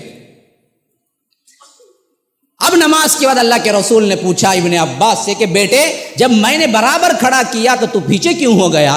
تو حضرت ابن عباس نے کہا کہ اللہ کے رسول کون ہے جو آپ کے برابر کھڑا ہو سکتا ہے؟ اللہ اکبر! تعظیم کیسے تعظیم ہے دیکھیے، کس کی مجال ہے اللہ کے رسول کہ آپ کے برابر کھڑا ہو سکتا ہے؟ تو اللہ کے رسول بہت بہت چاہا اس کلمے کو، اور دعائیں دی برکت کی کہ اے اللہ اسے فقہ کی تعلیم دے، اسے تفسیر کی تعلیم دے۔ حقیقی تعظیم ہے، لیکن کیا یہ بناوٹی تعظیم جس میں شرک کے چور دروازے کھلتے ہیں، اللہ کے رسول صلی اللہ علیہ وسلم نے ان تمام کو بند کر دیا۔ اپنے لیے سجدہ، اپنے لیے اٹھ کھڑا ہونا، اللہ کے رسول صلی اللہ علیہ وسلم نے صاف منع کر دیا۔ حضرت قیس کہتے ہیں کہ میں ہیرا گیا، ہیرا ایک بستی کا نام ہے، وہاں کے بادشاہ کو دیکھا کہ لوگ باقاعدہ اس کے لیے سجدہ کرتے ہیں، تو میرے دل میں بات آئی کہ جب اس کے لیے سجدہ کرتے ہیں تو ہمارے آقا سب سے زیادہ مستحق ہیں کہ ہم محمد الرسول اللہ صلی اللہ علیہ وسلم کے لیے سجدہ کریں۔ دوڑے دوڑے آئے، واپس سفر سے آئے تو کہا کہ اللہ کے رسول میں نے ہیرا میں دیکھا کہ وہاں کے بادشاہ اور وہاں کا جو بڑا ہے سردار اس کے لیے سجدہ ہوتا ہے، ہم کیوں نہ آپ کے لیے سجدہ کریں؟ اللہ کے رسول صلی اللہ علیہ وسلم نے کہا کہ نہیں، اس کی اجازت تمہیں نہیں دی گئی ہے، اگر تم کسی کی اجازت ملتی تو وہ ہوتا کہ بیوی کو حکم ہوتا کہ شوہر کو سجدہ کرو، لیکن اس کی بھی اجازت نہیں۔ الٹی جتنی تعظیم تھی سب روک دی۔ اللہ کے رسول صلی اللہ علیہ وسلم آخری ایام میں مرض الوفات میں تھے، بار بار پسینہ آ جاتا تھا، بخار شدت کی تھی۔ حدیثوں میں آیا ہے کہ 10 آدمیوں کی بخار اللہ کے رسول کو دی گئی تھی، کیونکہ کیا ہے اللہ کے رسول صلی اللہ علیہ وسلم کے درجات بھی انتہائی بلند ہیں، شدید تپش۔ اللہ کے رسول نے حکم دیا کہ فلاں کنویں کا فلاں کنویں کا فلاں کنویں کا 7 کنویں کا پانی منگوایا اور 7 کنویں کے پانی کو ملوایا، پھر کہا کہ مجھے اوپر سے ڈالو تاکہ تپش کم ہو۔ اللہ کے رسول کو گویا کہ سر مبارک اوپر سے ڈالا گیا پانی، تب کہیں جا کے اللہ کے رسول کی وہ تپش تھوڑی سی کم ہو۔ ایسی حالت میں اللہ کے رسول صلی اللہ علیہ وسلم کبھی پریشانی سے کیا ہے چادر مبارک کو اٹھاتے، کبھی پریشانی سے پھر گرا دیتے، پھر اٹھاتے پھر گرا دیتے، اور الفاظ ہیں کہ کوئی کچھ کہہ رہے ہیں، حضرت عائشہ کہتی ہیں کہ ہم نے غور سے سننے کی کوشش کی اور کہا کہ اللہ کے رسول کیا کہہ رہے ہیں؟ تو اللہ کے رسول کہہ رہے تھے کہ لعن اللہ الیہود والنصارى اتخذوا قبور انبیائہم مساجد، اللہ تعالیٰ یہود و نصارہ پر لعنت کرے، انہوں نے اپنے انبیاء کے قبروں کو سجدہ گاہ بنا لیا۔ پھر اس کے بعد اٹھا کے بٹھانے کا حکم دیا، اور صحابہ جب آئے تو کہا کہ دیکھو لا تتخذوا قبری عیدا، میری قبر کو عید گاہ نہ بنانا، سجدہ گاہ نہ بنانا، میلہ عرس نہ منانا اس کے اوپر۔ تم سے پہلے جتنی امتیں ہلاک ہوئی ہیں ان کا بھی واحد وجہ اور یہ کاز یہی تھا کہ انہوں نے اپنے انبیاء کے قبروں کو سجدہ گاہ بنایا تھا۔ پھر دعا کے طور پہ ہاتھ اٹھایا اور کہا کہ اے اللہ میری قبر کو کیا ہے سجدہ گاہ نہ بنانا، لوگوں کے اندر اس طرح کیا ہے کیفیت پیدا نہ کرنا، ان لوگوں کو یہ سہولتیں نہ دینا۔ اصحاب رسول اللہ صلی اللہ علیہ وسلم کو اس بات کی اتنی تاکید کی، اصحاب رسول اللہ صلی اللہ علیہ وسلم نے اللہ کے رسول کے جانے کے بعد کسی معاملے میں بھی اس حیثیت سے تھوڑی سی ڈھیل بھی نہیں تھی۔ سب سے پہلے حجۃ الوداع، مکہ فتح ہوا 8 میں، آئی ہاتھ میں حکومت، حضرت علی کو اللہ کے رسول نے بلایا، اور مشرکین بھی جلاتے نہیں تھے جیسا یہاں کے یہ ہندو جلاتے ہیں، مشرکین کی بھی قبریں تھیں، وہ بھی دفن کیا کرتے تھے مشرکین مکہ، اور ہم بھی دفن کرتے ہیں۔ تو جیسے ہی مکہ فتح ہوا اور ہاتھ میں آیا تو حضرت علی کو بلایا اور کہا کہ علی مکے میں جاؤ، قبرستان میں جاؤ، یا جہاں کہیں بھی قبریں ہیں وہاں جاؤ، ہر ایک قبر کو مٹا کے برابر زمین سے کر دو، ہر ایک مجسمے کو گرا کے مٹا دو، حکم دے کے بھیجو، جاؤ جا کے دیکھو کہاں قبریں اونچی ہیں، سب کو مارو، توڑو، کیوں یہ ذریعہ ہے، یہ شرک کا ذریعہ بنیں گے، توڑو ان کو، برابر کرو، زمین کے برابر کرو، کہاں جہاں کہیں بھی کوئی مجسمہ دیکھو اس کو مٹاؤ۔ پھر اس کے بعد اللہ کے رسول صلی اللہ علیہ وسلم تاکیداً صحابہ کو کہا ہے، خاص کر مرض الوفات میں کہا کہ میری قبر کو کیا نہ بنانا، عیدگاہ نہ بنانا۔ پھر اللہ کے رسول صلی اللہ علیہ وسلم کی وفات ہوئی تو صحابہ نے اس کو بڑے اچھے طریقے سے نبھایا۔ حضرت عائشہ بخاری کے اندر تشریح بیان کرتی ہیں، حضرت عائشہ کے حجرے میں دفنایا گیا، اور دفنانے کا سبب بھی کیا تھا؟ خود اللہ کے رسول صلی اللہ علیہ وسلم کی حدیث تھی کہ نبی جہاں وفات پاتا ہے وہیں اس کی قبر بنتی ہے۔ تو جب دفنانے کا مسئلہ آیا، حضرت ابوبکر صدیق نے یہ حدیث پیش کی کہ جہاں اللہ کے رسول کی وفات ہوئی ہے وہیں پر قبر بننی ہے۔ تو وہ حضرت عائشہ کا حجرہ تھا جس میں صرف 2-3 افراد رہنے کی جگہ تھی، کھڑے ہوں گے تو 3 افراد کھڑے ہو سکتے ہیں، اتنا چھوٹا۔ تو اس حیثیت سے اللہ کے رسول صلی اللہ علیہ وسلم کی قبر مبارک بنی حضرت عائشہ کے حجرے میں۔ حضرت عائشہ کہتے ہیں 9 مسلم لوگ اور دور دراز سے سفر کرنے والے لوگ آ کر اللہ کے رسول کے قبر مبارک پر کچھ بیجا قسم کے کام نہ کریں گے، اگر اندیشہ نہ ہوتا تو ہم اس قبر کو کھلا رکھ دیتے، لیکن ہم نے احتیاط کے طور پر میرے حجرے کے دروازے کے بعد دیوار کا جو حصہ تھا وہاں قبر بنی، اور کوئی ایسا نہیں تھا جب تک کہ میں اجازت نہ دوں تو وہ قبر تک پہنچ سکے، ویسے سپورٹ میں رکھا۔ حضرت عائشہ کا حجرہ تھا، سامنے سے دروازہ تھا، پھر اس کے بعد رہنے کی جگہ تھی روم کے اندر حجرے میں، پھر اس کے بعد قبر مبارک تھی، قبر مبارک کے پاس دیوار تھی، دیوار کے بعد کچھ نہیں تھا، کوئی دیکھنا چاہتا قبر کی زیارت کو آنا چاہتا تو وہ حضرت عائشہ سے اجازت لے کے دروازے سے آ سکتا تھا۔ حضرت عائشہ کہتی ہیں کہ اگر ہمیں اندیشہ نہ ہوتا کہ اس میں لوگ غلو کریں گے تو ہم اس دیوار کی طرف کے حصے میں ایک دروازہ بنا دیتی، لیکن ہم نے نہیں بنایا۔ اگر اسلام میں اجازت ہوتی اس کی، اگر اس طرح کی عود بتی رکھنا یا یہاں پر جا کے دعائیں مانگنا یا یہ طرح کے کیا ہے نظر و نیاز کرنا، پکارنا، ارے اللہ کے رسول کو جائز نہیں تھا تو پھر کون ہے جو امتی میں کسی کے لیے جائز ہو جائے؟ صحابہ اسی احتیاط کی وجہ سے کیا ہے وہ دروازہ بند کر دیے، دیوار کا دیوار رہنے دیا، حتیٰ کہ اس معاملے میں اتنے زیادہ زیرک تھے کہ حضرت عمر نے ایک مرتبہ دیکھا کہ قبر مبارک کی جو دیوار ہے اس کے قریب حضرت عباس بیٹھ کے دعا کر رہے ہیں، تو ایسے کہا کہ گویا کہ ہم بچھو سانپ آ جائے تو کیسے کہیں گے سانپ سانپ سانپ، بعین ہی اسی طرح حضرت عباس سے کہا کہ قبر قبر قبر، یعنی یہاں بیٹھو مت، اٹھو دور جا کے دعا کرو، کیونکہ لوگوں کو مغالطہ نہ ہو جائے کہ کیا ہے اللہ کے رسول سے مانگ رہے ہیں۔ فوراً اٹھا دیا وہاں سے۔ دو افراد آئے ہوئے تھے اور قبر مبارک کے قریب بیٹھ کے درود پڑھنا چاہتے تھے، تو حضرت عمر نے کہا کہ لوگوں دیکھو، تم جہاں کہیں سے بھی درود بھیجتے ہو اللہ کے رسول کو پہنچتا ہے، اس کا معنی یہ نہیں کہ وہیں بیٹھ کے بھیجو، اٹھو دور جا کے بیٹھو۔ اٹھا دیا فوراً۔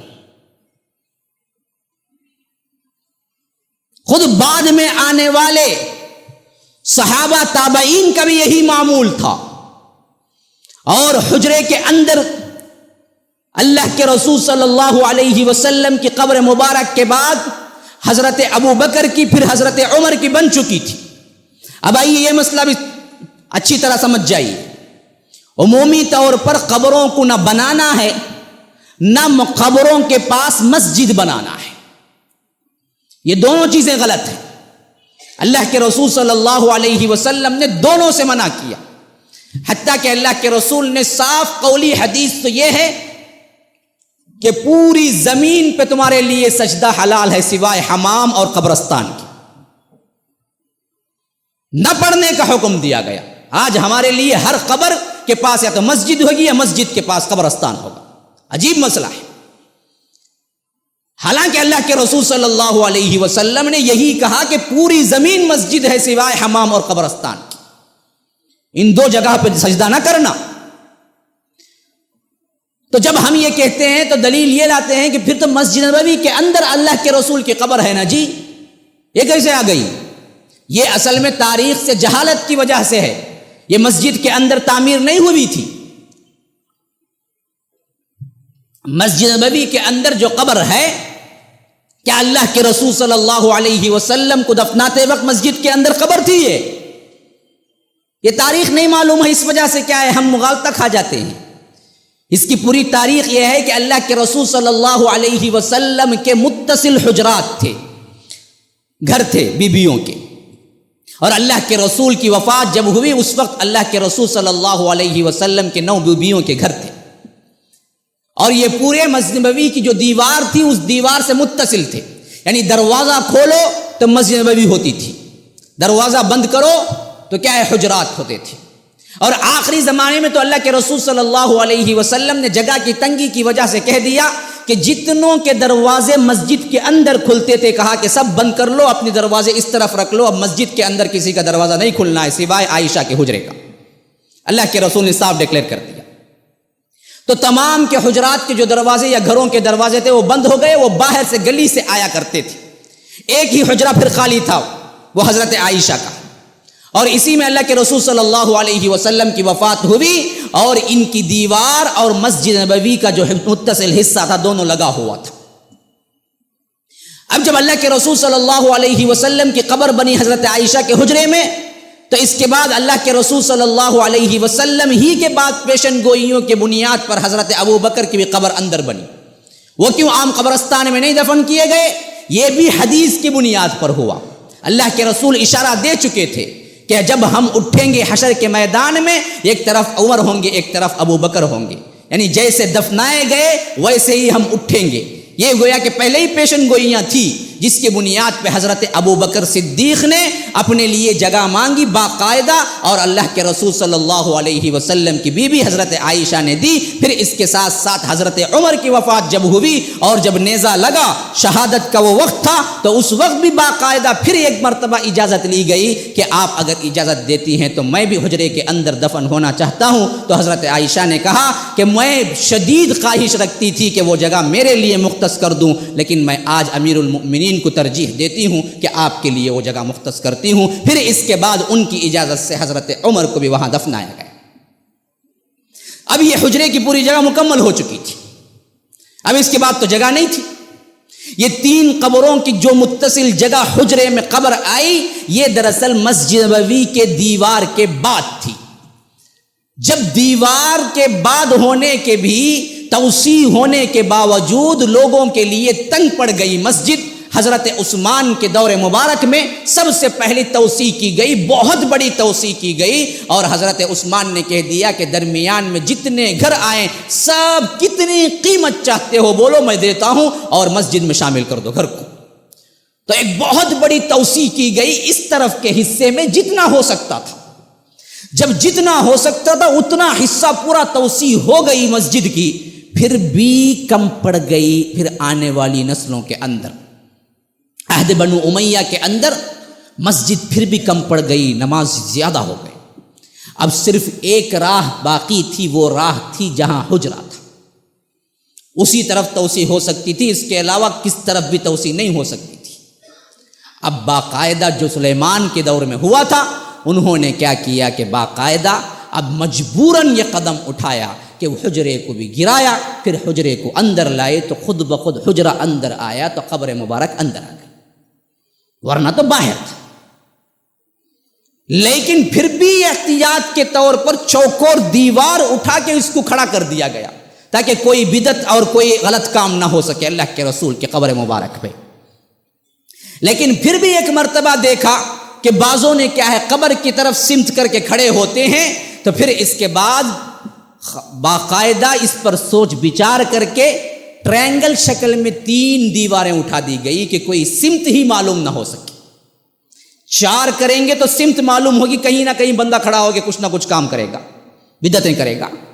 تو اس وجہ سے خلیفے نے حکم دیا کہ اللہ کے رسول کے قبر کی سمت ہی معلوم نہ ہو سکے تو کیسے کرو، ٹرائنگل شکل کی تکونی دیوار اٹھاؤ، ایسی ایک دیوار، ایسی ایک دیوار، ایسی ایک دیوار اٹھاؤ، اوپر تک اٹھا کے چھوڑ دو کہ کوئی سمت ہی معلوم نہ ہو سکے اور کوئی بدعتی کام اپنا کر نہ سکے۔ اس طرح اللہ کے رسول صلی اللہ علیہ وسلم کی قبر مبارک مسجد نبوی کے اندر آئی، اور اس طرح اسلاف نے اور اصحاب رسول اللہ نے اللہ کے رسول کی وصیت کی لاج رکھی اور اب تک حفاظت کر رہے ہیں اس کی۔ تو یہاں پر کوئی مغالطہ نہیں ہے کہ یہ چیزیں یہاں پر کیا شریعت کے مطابق ہیں، یہ ضرورت کے مطابق ہوئی تھی، اور شریعت ہمیں یہی بتلاتی ہے کہ تم کسی کے قبر میں نہ مجاور بن کے بیٹھو، نہ چراغ جلاؤ، نہ اس کے اوپر دیر تک بیٹھو، نہ اس کی طرف رخ کر کے دعا کرو، نہ اس کی طرف رخ کر کے سجدہ کرو۔ سب پہ اللہ کے رسول صلی اللہ علیہ وسلم نے لعنت کی۔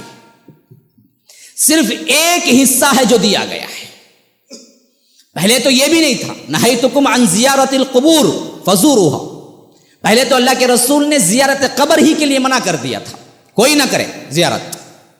پھر اللہ کے رسول آخری دور میں کہا کہ فزوروها، زیارت کرو، کیوں؟ تذکر الآخرہ، وہ آخرت کی یاد دلاتی ہے۔ خبر ایک ایسی جگہ ہے کہ بڑے بڑوں کے بھی پتے پانی ہو جاتے ہیں۔ ہاں، خبر جائیں گے تو یہ دنیا کی بے ثباتی تمہارے آنکھوں کے سامنے آئے گی، اس کی محبت اور اس کے لیے لڑ مرنا، حسد، کینہ، کپٹ، یہ سب معلوم ہو جائے گا۔ بادشاہ کے لیے بھی اتنی ہی جگہ وہاں آتی ہے، فقیر کے لیے بھی اتنی ہی جگہ وہاں آتی ہے۔ یہ آخرت کی یاد دلاتی ہے، دنیا کی بے ثباتی دلاتی ہے، اس وجہ سے کرو، اس وجہ سے نہیں کہ لائٹیں لگا کو جا کو وہاں بھی کیا کرتا ہوں، نے گیا تو لڑکیاں کو دیکھتا، شب برات میں جاتا نا، کئی کو جاتا انہیں بیٹھے بیٹھے، کچھ کو دیکھو کتوں کے دلوں کے اندر تقویٰ ہے، پرہیزگاری ہے، جس کے لیے وہ قبرستان گیا ہے۔ عام دنوں میں رات کے 12 گھنٹے کو جا کو آ جاؤ، 1 لاکھ روپے دے تم بولو مرگا تو بھی جاؤں گا نہیں، مجھے نکو جی 1 لاکھ روپے میں ضرورت نہیں جی مجھے، اگر بولیں گے شب برات کے فقط 3 گھنٹوں کو بھی جاتا، 2 گھنٹوں کو بھی جاتا، ابھی رات گئے بھی جاتا، کیا اسے واسطے لائٹنگ گیٹنگ دیکھو، پورا کیا ہے جنگل میں منگل بولتے تھے ویسا آگ بنا کو رکھتے، شادی خانے کے سرکہ، اب اسے کیا ہے جاننے، تو کیا تذکر الآخرہ ہے کیا، وہ آخرت کی یاد دلاتی ہے وہ۔ تو اللہ کے رسول نے آخرت کی یاد دلانے کے لیے کہا کہ فزوروا۔ اب اس کا دوسرا طریقہ کیا ہے زیارت کرنے کا، یہ ہے کہ دعا اور سلام پڑھنا ہے۔ اہل الدیار من المؤمنین من المسلمین، یہ دونوں چیزیں آئی ہیں۔ السلام علیکم اہل الدیار من یا نہیں آیا ہے، عمومی طور پر یا ایڈ کر دے، یا نہیں ہے، یہ ایک دعا ہے، بس ایک نصیحت ہے، اللہ تبارک و تعالیٰ سے ایک التجا ہے، وَإِنَّا إِن شَاءَ اللَّهُ بِكُمْ لَاحِقُونَ نَسْأَلُ اللَّهُ لَنَا وَلَكُمُ الْعَافِيَةَ، تمہارے لیے ہمارے لیے کیا ہے، ہم عافیت چاہتے ہیں اللہ سے، اور ہم بھی تم سے ملنے ہی والے ہیں۔ اس میں بھی آخرت کی یاد ہے، تم پہلے چلے گئے، ہم بعد میں آنے والے ہیں، بس فرق اتنا ہے، آنا تو ہمارا بھی ہے۔ یہی دعا سکھائی گئی، بس یہ دعا کرنا ہے، واپس آنا ہے، یہ تذکر الآخرہ ہے، آخرت کے لیے۔ ہاں، قبر کے لیے کھڑے ہو کے صاحب قبر کے لیے دعا کر سکتے ہیں، اس سے مانگ نہیں سکتے، یہ بھی ثابت ہے، اور اس کا بھی باقاعدہ حکم ملا ہے اللہ کے رسول صلی اللہ علیہ وسلم کو۔ غزوہ احد میں جو شہید ہوئے تھے ان کا ایک قبر کا ایک پورا نشان بن چکا تھا، ایک جگہ بن چکی تھی، اللہ کے رسول صلی اللہ علیہ وسلم جایا کرتے تھے شہدائے احد کے اس جگہ پر، اور جا کے باقاعدہ دعا کیا کرتے تھے ان کے لیے، اور جبرائیل آ کے کہا کرتے تھے کہ اللہ نے حکم دیا ہے کہ جا کے دعا کر کے آئے۔ اسی طرح بقیع جو قبرستان ہے مدینے کا سب سے پہلا قبرستان، وہاں پر اللہ کے رسول صلی اللہ علیہ وسلم کو حکم دیا گیا کہ جاؤ، جبرائیل نے کہا کہ جاؤ، جا کے آپ دعا کر کے آئیں، وہ طویل حدیث میں ہمیں ملتا ہے ثبوت۔ تو ان کے لیے دعا کرنے کے لیے بھی جا سکتے ہیں، ان سے دعا کروانے کی کوئی دلیل نہیں ملتی پورے صحابہ، پورے تابعین میں، پورے تابع التابعین کے دور میں۔ اگر کوئی اچھا کام ہوتا تو ہمیں ضرور اللہ کے رسول کے دور مبارک اور صحابہ کے دور مبارک میں ہمیں ملنا تھا۔ کوئی ایک بتلا دیجئے، کوئی ایک، کہ ابو بکر کے مزار پہ کوئی گیا ہو، یا حضرت عمر نے کیا ہو، یا عمر کے بعد علی نے کیا ہو، یا علی کے بعد کیا ہے صحابہ نے کیا ہو، یا حسنین کریمین نے کیا ہو، یعنی سعد بن ابی وقاص نے کیا ہو، جو عشرۃ المبشرہ ہیں عبد الرحمن بن عوف نے کیا ہو، عبیدہ ابن الجراح نے کیا ہو، سعید ابن زید نے کیا ہو، زید بن حارثہ نے کیا ہو۔ کون ہے ایک لا کے بتلائیے کہ کسی کی قبر کو اونچا کیا گیا یا پختہ کیا گیا اور کسی صحابی نے کسی قبر پہ جا کے کھڑے ہو کے دعا لی؟ پورا صحابہ کا دور خالی، پورا تابعین کا دور خالی، پورا تابع التابعین کا دور خالی۔ یہ کہاں سے شروع ہوا؟ صدیوں بعد شروع ہوا۔ کون شروع کیے؟ منافقین جو یہودیوں کے پکے چیلے تھے اور اسلام کا لبادہ اوڑھ کے آئے تھے، انہوں نے کیا سب سے پہلے۔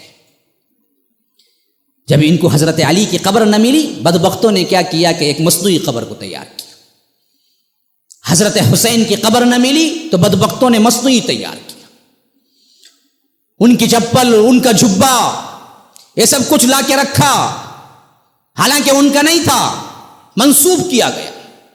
پھر سب سے پہلے اس کے لیے نمازیں گھڑی گئی، دربار میں داخل ہونے کے آداب گھڑے گئے۔ سب کس نے؟ یہ عبداللہ بن سبا کے فرقے نے کیا تھا، جو یہودی تھا اور منافق پکا تھا، اور یہ مسلمانوں کے بیس میں اندر داخل ہوا تھا۔ ورنہ تو ہمیں تو ملتا ہے کہ نبی کی قبر کیا لاش دریافت ہوئی، حضرت عمر نے کہہ دیا کہ ایسے دفنانا کے نشان نہ ملے۔ آپ کو معلوم ہونا چاہیے حضرت عمر کے دور مبارک میں تستر فتح ہوا۔ تستر ایک علاقہ ہے جہاں پر حضرت دانیال نبی تھے۔ یہ نبی اس وقت کے تھے جو بنی اسرائیل کے تھے، دانیال نبی، اور ان کی سب سے بڑی کرامت یہ تھی کہ ان کی لاش کو بغیر کوئی حفاظت کا، کوئی مایا لگائے، وہ ایسے ہی محفوظ تھی صدیوں کے ساتھ۔ جب وہاں پر حملہ ہوا مسلمانوں کا اور وہاں کا جو بادشاہ کا محل تھا اس پر قبضہ ہوا اور اس کے تہخانے میں پہنچے تو وہاں پر حضرت دانیال کی قبر کھلی ہوئی تھی۔ نبی تھے باقاعدہ، دانیال کی قبر کھلی ہوئی تھی اور وہاں پر ان کی لاش محفوظ طریقے سے بغیر کوئی تغیر کے ایسے ہی رکھی ہوئی تھی۔ تو صحابہ پریشان ہو گئے دیکھ کے، کرنا کیا ہے ہمیں، کرنا کیا ہے ہمیں۔ وہاں کے مقامی لوگوں سے پوچھا تو کہا کہ یہ تو کیا ہے، ہمارے لیے بڑی مقدس لاش ہے، جب کبھی قحط پڑتا، بارش نہیں ہوتی تو ہم اس کو باہر لاتے اور اس کے ذریعے سے بارش ہوتی، ہم اندر لے کے چلے جاتے۔ صحابہ نے کہا کہ ہم کو کیا یہ توہم پرستی کے لیے نہیں بھیجا گیا ہے، ہم سب اس کو مانتے نہیں۔ حضرت عمر کو لیٹر لکھا گیا، کیا کیا جائے؟ حضرت عمر نے کہا جیسے ہی خط پہنچے، عوام کے سامنے دن میں 13 قبریں تیار کرو۔ کتنے؟ 13 قبریں تیار کرو، اور رات میں ان 13 قبروں میں سے کسی ایک میں دفنا کے سب کو برابر کر دو۔ تاکہ صبح اٹھ کے وقت تلاش کر سکیں تو بھی انہیں نہ مل سکے۔ نبی کی قبر، ولی کی نہیں، نبی کی۔ یہ موقع اگر تھا تعظیم کا تو حضرت عمر کو سب سے پہلے کہنا چاہیے تھا کہ ایک مزار بنا دو، یہ تو پچھلے نبی کی قبر ہے۔ نہیں، اسلام میں کوئی رواج نہیں ہے اس کا، حتیٰ کہ تبرکات کا بھی رواج نہیں ہے۔ حضرت عمر کے دور مبارک میں اطلاع دی گئی کہ بیت رضوان جہاں ہوئی تھی وہاں ایک شجر ہے، اور اسی شجر کے نیچے اللہ کے رسول صلی اللہ علیہ وسلم بیٹھے اور بیت رضوان ہوئی تھی۔ آپ کو معلوم ہونا چاہیے اس شجر، یہ درخت کا ذکر خود قرآن میں آیا ہے، تحت الشجرہ، آپ ایک درخت کے نیچے بیٹھے ہوئے تھے جہاں بیعت کر رہے تھے، اللہ کے رسول اس پہ پیٹ لگائے اور وہ درخت کا نام اور شجر کا ذکر قرآن میں آ گیا، تو مقدس ہو گیا، تاریخی ہو گیا۔ بعد میں آنے والے چھوٹے صحابہ اور بعد میں آنے والے نو مسلم دوڑے دوڑے آتے تھے اور دیکھتے تھے کون سا ہے، اچھا یہ ہے بیت رضوان والا شجر۔ یہاں تک تو معاملہ برداشت کا تھا۔ حضرت عمر کے دور مبارک میں بعض لوگ وہاں آ کے 2 رکعت نماز پڑھنے لگے، حالانکہ کچھ نہیں کیا، دوسری صرف یادگار کے طور پہ جب آتے تو دیکھ کے کیا کرتے، 2 رکعت نفل نماز پڑھتے۔ یہ وہ مقام ہے جہاں پر ہوا تھا۔ حضرت عمر نے، ان کی فراست پہنچ گئی، بھانپ لیا، اگر چھوڑیں گے تو اود بتی لا کے رکھیں گے کوئی۔ فوری طور پہ حکم دیا کہ جاؤ کاٹو اس کو، ایسا کاٹو کہ نشان ہی باقی نہ رہے کہ وہ شجر کہاں ہے۔ آج تک دیکھیے کہاں ہے وہ شجر، کہاں گیا؟ یہ لوگ کہتے ہیں کہ خود غائب ہو گیا، جھوٹ کہتے ہیں۔ شجر کیسے خود غائب ہو سکتا ہے؟ اتنا بڑا تاریخی شجر کہاں گیا ہو؟ نہیں ہے۔ حضرت عمر نے اپنے دور خلافت میں کاٹ دیا۔ کیوں؟ اس کے اندر سے بدعتیں شروع ہو گئی، قبر پرستی کا دروازہ کھلا ہوگا۔ تو اللہ کے رسول صلی اللہ علیہ وسلم نے ایسے صحابہ کو تیار کیا، تو اسلام نے اس طرح روکا۔ اور اسی طرح سمجھ لیجئے پچھلی امتوں میں تصویر کوئی بڑا معاملہ نہیں تھا۔ ہاں، والشیاطین کل بناء وغواص وآخرین مقررین فی الاسفاد ھذا عطاؤنا فمنن او امسک بغیر حساب۔ یہ حضرت سلیمان کے ذکر میں آتا ہے کہ بڑے بڑے مجسمے بناتے تھے حضرت سلیمان کے حکم پہ، جنات بڑے بڑے دیگے بناتے تھے، مصور بھی ہوتے تھے۔ یہ جائز تھا شریعتوں میں تصویر بنانا، مجسمے بنانا، حضرت سلیمان حکم دیا کرتے تھے باقاعدہ۔ لیکن ہمارے لیے یہ بھی ختم، تعظیمی طور پر سجدہ یہ بھی ختم۔ حالانکہ تعظیمی طور پر سجدہ پچھلی شریعتوں میں جائز تھا۔ حضرت یوسف کو بھائی اور باپ ہونے کے باوجود بھی سجدہ کیا نہیں کیا۔ انی رأیت 11 کوکبا والشمس والقمر رأیتهم لی ساجدین، میں نے خواب دیکھا ہے کہ 11 ستارے، ایک چاند، ایک سورج میرے لیے سجدہ کر رہے ہیں۔ یہ باقاعدہ خواب تھا، نبی کا خواب تھا، صحیح تھا۔ یعقوب اور ان کے ماں باپ دونوں اور 11 بھائی باقاعدہ ان کے لیے تعظیمی سجدہ کیا جب انہوں نے کہا عزیز مصر کے تخت پہ بیٹھا ہے۔ سجدہ زائد تھا، تعظیمی طور پر، عبادت کے طور پہ نہیں۔ پچھلی امتوں کے لیے جائز تھا، تصویر بھی جائز تھی، لیکن اس امت کے لیے یہ دونوں چیزیں حرام نہیں، بلکہ اللہ کے رسول نے فرمایا کہ ان اشد الناس عذابا یوم القیامہ من قتل نبیا او قتلہ نبی والمصورون۔ قیامت کے دن سب سے زیادہ سخت ترین عذاب ان 3 لوگوں کو دیا جائے گا، جس نے نبی کو قتل کیا یا نبی نے جس کو قتل کیا، اور تصویر بنانے والوں کو۔ نبی کا قتل کرنا جتنا بڑا جرم ہے اتنا ہی بڑا جرم بتا دیا گیا تصویر بنانا۔ حدیث میں آتا ہے کہ جو تصویر بناتے ہیں کل اللہ تبارک و تعالی انہیں حشر کے میدان میں وہ تصویریں رکھ کے کہے گا کہ جان ڈالو، وہ نہیں ڈال سکیں گے تو اللہ تعالیٰ انہیں مجبور کرے گا ڈالو، یہی عذاب ہے تمہارا۔ تو تصویر کو حرام کر دیا گیا، حتیٰ کہ اتنی شدید نفرت کی گئی، اللہ کے رسول صلی اللہ علیہ وسلم نے تصویر کا پردہ دیکھا، وہیں سے پلٹ کے آ گئے۔ حضرت فاطمہ کے گھر کے لیے جا رہے تھے، اندر داخل ہونا چاہتے تھے، لیکن وہیں سے پلٹ کے آ گئے۔ جب ایک مرتبہ نہیں آئے، روز رات کو شام کو آنے کا معمول تھا، حضرت فاطمہ گھبرا گئی، ڈر گئی۔ اللہ کے رسول آ کے چلے گئے، دوڑتی بھاگتی آئی، اللہ کے رسول گھر اندر نہیں آئے۔ حالانکہ میں نے سنا گھر تک آئے. کہا کہ جہاں فرشتوں کا کام نہیں ہے وہاں نبی کا کام بھی نہیں ہوتا ہے. پوچھا کہ میں نے ویسی کیا غلطی کر دی کہ فرشتے میرے گھر میں نہ آئے؟ کہا کہ فاطمہ تمہارے گھر میں تصویر لٹک رہی تھی، جس گھر میں تصویر ہوتی ہے اس گھر میں رحمت کے فرشتے نہیں آتے. تو فوری طور پر نکالا، پھاڑا اس کو. روایتوں میں آتا ہے کہ پاپوش بنایا، ایک روایت میں آتا ہے کہ غلاف بنایا. بھرے کیف لٹکا ہوا تو نہیں رہا. ہاں ایسی چیزوں میں تھی تصویر جس کے لیے کوئی اہمیت نہ ہو، پاپوش جسا پاؤں پوچھنے کے لیے کپڑا ہو، ان میں وغیرہ ہو تو جائز. پھر اللہ کے رسول صلی اللہ علیہ وسلم گھر میں آئے. یہ سب شرک تک لے جانے والی چیزیں تھیں، تو اسی کا تدارک کر دیا گیا. تو کجا کہ ہم کیا ہے ان کے پاؤں پڑیں اور ان کے لیے سجدہ کریں، ان کے لیے کیا ہے تعظیم کے لیے ایسے ایسے القاب استعمال کریں کہ اللہ کے ساتھ ملا کے چھوڑیں. یہ ہے غلو پرستی جس کی وجہ سے یہ امت برباد ہوئی. پچھلی امت حضرت عیسیٰ کی برباد ہوئی. ان کا مسئلہ بھی یہی تھا، غلو پرستی، حد سے بڑھ جانا. اس لیے اللہ نے کہا کہ یا اہل الکتاب لا تغلو فی دینکم، اے اہل کتاب دین میں غلو نہ کرو. دین میں کیا کرو؟ آج بھی ہمارا مسئلہ یہی ہے، ہم بھی دین ہی میں کرتے ہیں، بڑا ثواب سمجھ کے کرتے ہیں.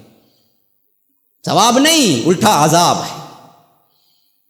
ان چیزوں کو اللہ کے رسول صلی اللہ علیہ وسلم نے صاف کہہ دیا. آج یہ سب چیزیں تبرک کے نام پہ، فلاں تعظیم کے نام پہ، فلاں معاملے کے نام پہ دھڑلے سے ہوتے ہیں اور لوگ سمجھتے ہیں کہ یہ بہت اچھا ہے، یہ بڑوں کی تعظیم. نہیں، جو چیز محمد الرسول اللہ صلی اللہ علیہ وسلم سے ملے وہی دین ہے. جو تعظیم صحابہ نہ کر سکے قیامت تک ہم نہیں کر سکتے. جو محبت صحابہ نے کی اللہ کے رسول کی، جو تعظیم اللہ کے رسول کی صحابہ نے کی، اگر کوئی عامی بعد میں آنے والا یہ سمجھتا ہے کہ ہم اس سے بڑھ سکتے ہیں تو وہ منافق ہوگا، مسلمان نہیں ہوگا. صحابہ سے ہمیں یہ طریقہ نہیں ملا. تو دوستو توحید کو بچانا ہے. یہ بہت بڑا گفٹ ہے، بہت بڑی سعادت ہے. جس نے بچا کے زندگی گزار لی، شرک کے ساتھ آمیزہ اور آلودہ نہ کیا اپنی توحید کو، وہی ہے وہ شخص جس کے لیے اللہ تبارک و تعالی نے گارنٹی دی ہے کہ وہ ضرور بالضرور جنت کو جائے گا. جنہوں نے اپنی توحید کی حفاظت نہ کی، شرک سے ملا کہ کیا ہے اللہ کو بھی مانا اور یہ بھی مغالطے میں نہ رہی ہے. اللہ کو مانے تو بس ہو جاتا نا جی. ویسے کون سے مشرکہ ہیں جو اللہ کو مانتے اور آ کر شرک بھی کرتے ہیں؟ اللہ تبارک و تعالی نے خود قرآن میں کہا ہے وما یؤمن اکثرهم باللہ الا وهم مشرکون، تم میں سے بہت سے لوگ مجھ پر ایمان رکھتے ہیں لیکن ساتھ میں شرک کرتے ہیں. یؤمنهم وما یؤمن اکثرهم باللہ، اللہ پر ایمان رکھتے ہیں. سورہ یوسف میں ہے دعویٰ، لیکن الا وهم مشرکون، ساتھ میں شرک کرتے ہیں. اللہ پر ایمان لائے تو شرک ہو ہی نہیں سکتا. بعض لوگ یہ مغالطہ دیتے امت محمدیہ میں شرک آ ہی نہیں سکتا، اللہ کے رسول نے پیشن گوئی دی دی. یاد رکھ لیجئے سب مغالطہ ہے، دھوکہ بازیاں ہیں ان کے. باقاعدہ امت محمدیہ میں شرک آ سکتا ہے، اور جس کی تنبیہ اللہ کے رسول نے خاص کی ہے کہ لوگوں ڈرو، اور صاف ڈکلیئر بھی کیا ہے اس وقت تک قیامت قائم نہیں ہوگی جب تک کہ میری امت بھی علانیہ شرک نہ کرنے لگے. اسے الٹا لا کے کیا کرتے ہیں، بتاتے ہیں دیکھو جی امت محمدیہ میں شرک آ ہی نہیں سکتا، حدیث میں ہے. ایک مرتبہ اللہ کے رسول نے یہ الفاظ کہے ہیں لیکن اس تناظر میں نہیں، وہ الگ تناظر تھا. اس وقت کہیں جو صحابہ کا معاملہ تھا، ان کو مخاطب کر کے کہا اللہ کے رسول نے کہ میں یہ نہیں ڈرتا کہ تم میرے بعد شرک کرنے لگو، بلکہ میں یہ ڈرتا ہوں کہ جس طرح دنیا کی محبت میں لوگوں نے کیا ہے تفرقہ ڈالا اور دنیا کی محبت کی وجہ سے لڑائی جھگڑے ہوئے پچھلی امتوں میں، اسی طرح کی لڑائی اور جھگڑے تمہارے اندر بھی ہو سکتے ہیں. اس کا مجھے خدشہ ہے، شرک کا نہیں ہے. بات ان سے تھی، صاف سامنے صحابہ تھے، ورنہ کیا ہے پوری امت کی طرف سے ڈکلیئر نہیں آیا کہ میری امت کبھی شرک میں مبتلا نہیں ہوگی، بلکہ الٹا احادیث تو یہ آئی ہیں کہ اس وقت تک قیامت قائم نہ ہوگی جب تک کہ میری امت علانیہ شرک نہ کرنے لگی.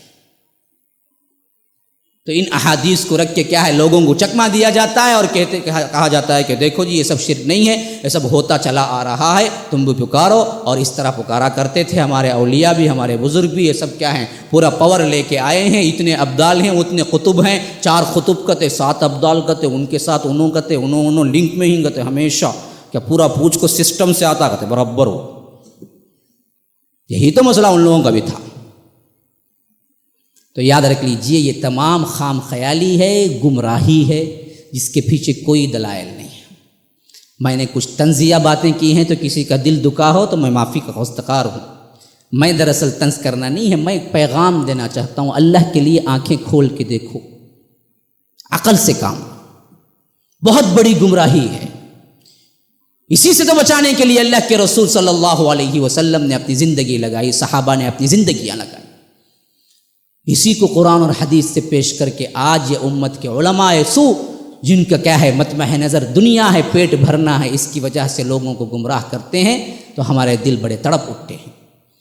یہ ایک ناصحانہ پیغام ہے میری طرف سے، اس کو مخالفانہ پیغام مت لو. اللہ کے لیے غور کر کے دیکھو. جس توحید کے لیے، جس اللہ ایک کی وحدانیت اور عبادت کے لیے اللہ کے رسول صلی اللہ علیہ وسلم آئے تھے کہ یہی اللہ ایک کی عبادت کا نام ہے کہ آپ یہاں پر بھی نماز میں اسی طرح کھڑے رہیں، قبر کے پاس بھی کھڑے رہیں، وہی سجدہ یہاں بھی ہو وہاں بھی ہو، وہی نظر و نیاز یہاں بھی ہو وہاں بھی ہو. پھر تو کیا باقی رہ گیا؟ توحید کا کون سا مسئلہ باقی رہ گیا؟ اللہ سب سے بڑا غیرت مند ہے.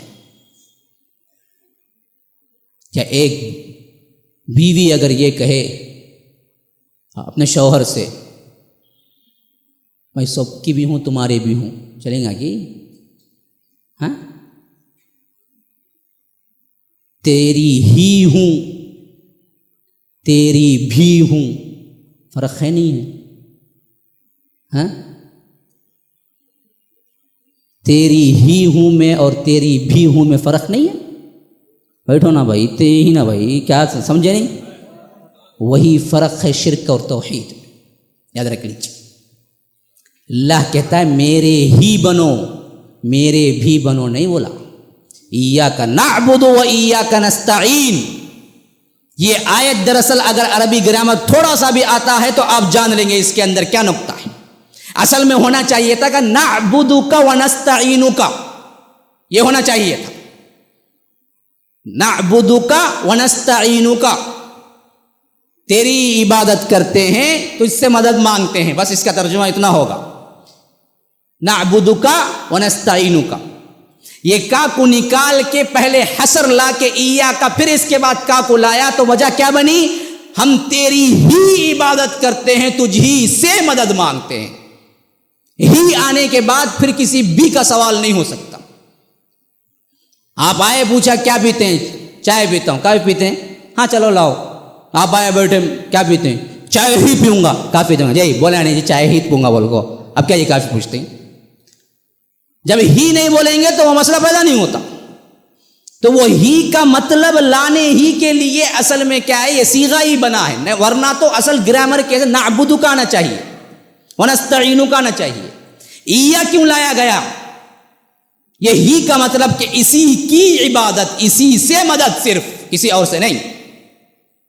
ابھی اس میں کیا کرتے ایک اور مغالطہ کیجیے. تمہیں اب بچے کو بلاتے نہیں کہ بیٹا پانی لاؤ، تو مدد مانگے نہیں کی تمہیں تب بھی شرک کر ڈالے. جاؤ کیسے کیسے چکما دیتے ہیں پتہ.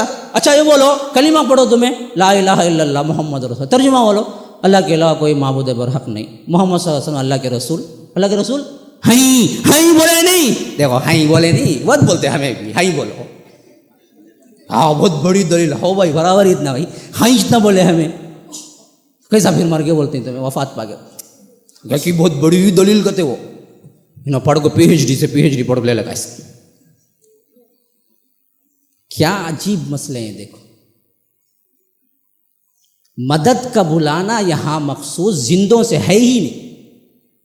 غائبانہ جس طرح اللہ کو بلانا ہے وہ مقصود ہے.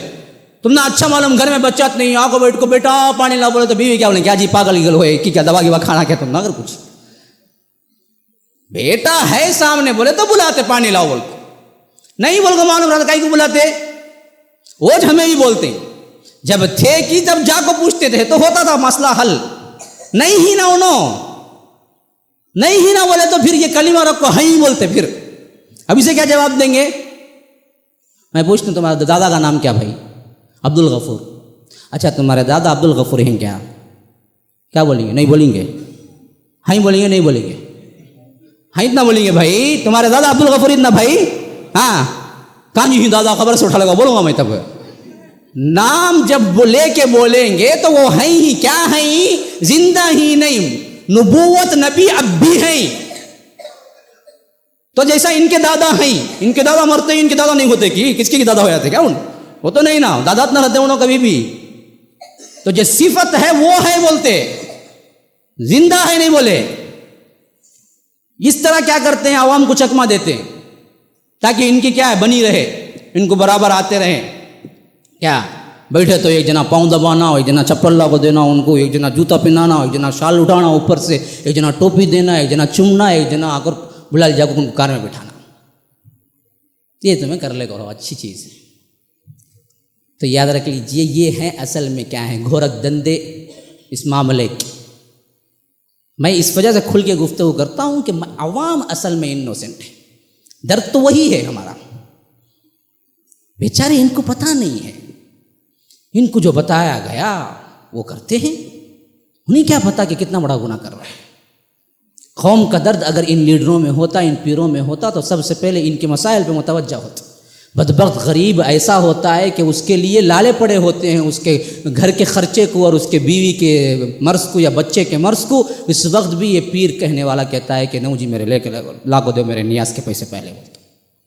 کبھی آپ نے دیکھا ہوگا کسی پیر نے دیتے ہوئے، لیکن لیتے ہوئے دیکھا ہوگا. کبھی مریدوں کو نچھاور کرتے ہوئے دیکھا ہوگا. تو یاد رکھ لیجئے یہ سب چیزیں وہ ہیں جو کھلے آنکھوں سے دیکھ سکتے ہیں، جج کر سکتے ہیں. کوئی ایسی بات نہیں ہے کہ بالکل سمجھ ہی نہیں آئی. میں نے پھر بھی پورے دلائل سے مزین کر کے آپ کے پاس مضمون لوٹا دیا ہے کہ اب اللہ تبارک و تعالیٰ سے یہی دعا ہے کہ جہاں تک میری وسعت تھی، کوشش تھی، میں نے آپ تک مضمون پہنچانے کے لیے کوشش کی ہے. اللہ تبارک و تعالی ہمارے ذہنوں کو کھولے، ہمارے ذہنوں کو صحیح توحید کا نقشہ ہمارے دلوں کے اندر بٹھائے، شرک سے بچائے، اور اللہ تبارک و تعالی ہم سے راضی ہو جائے. ھذا وباللہ التوفیق، صلی اللہ وسلم علی نبینا محمد.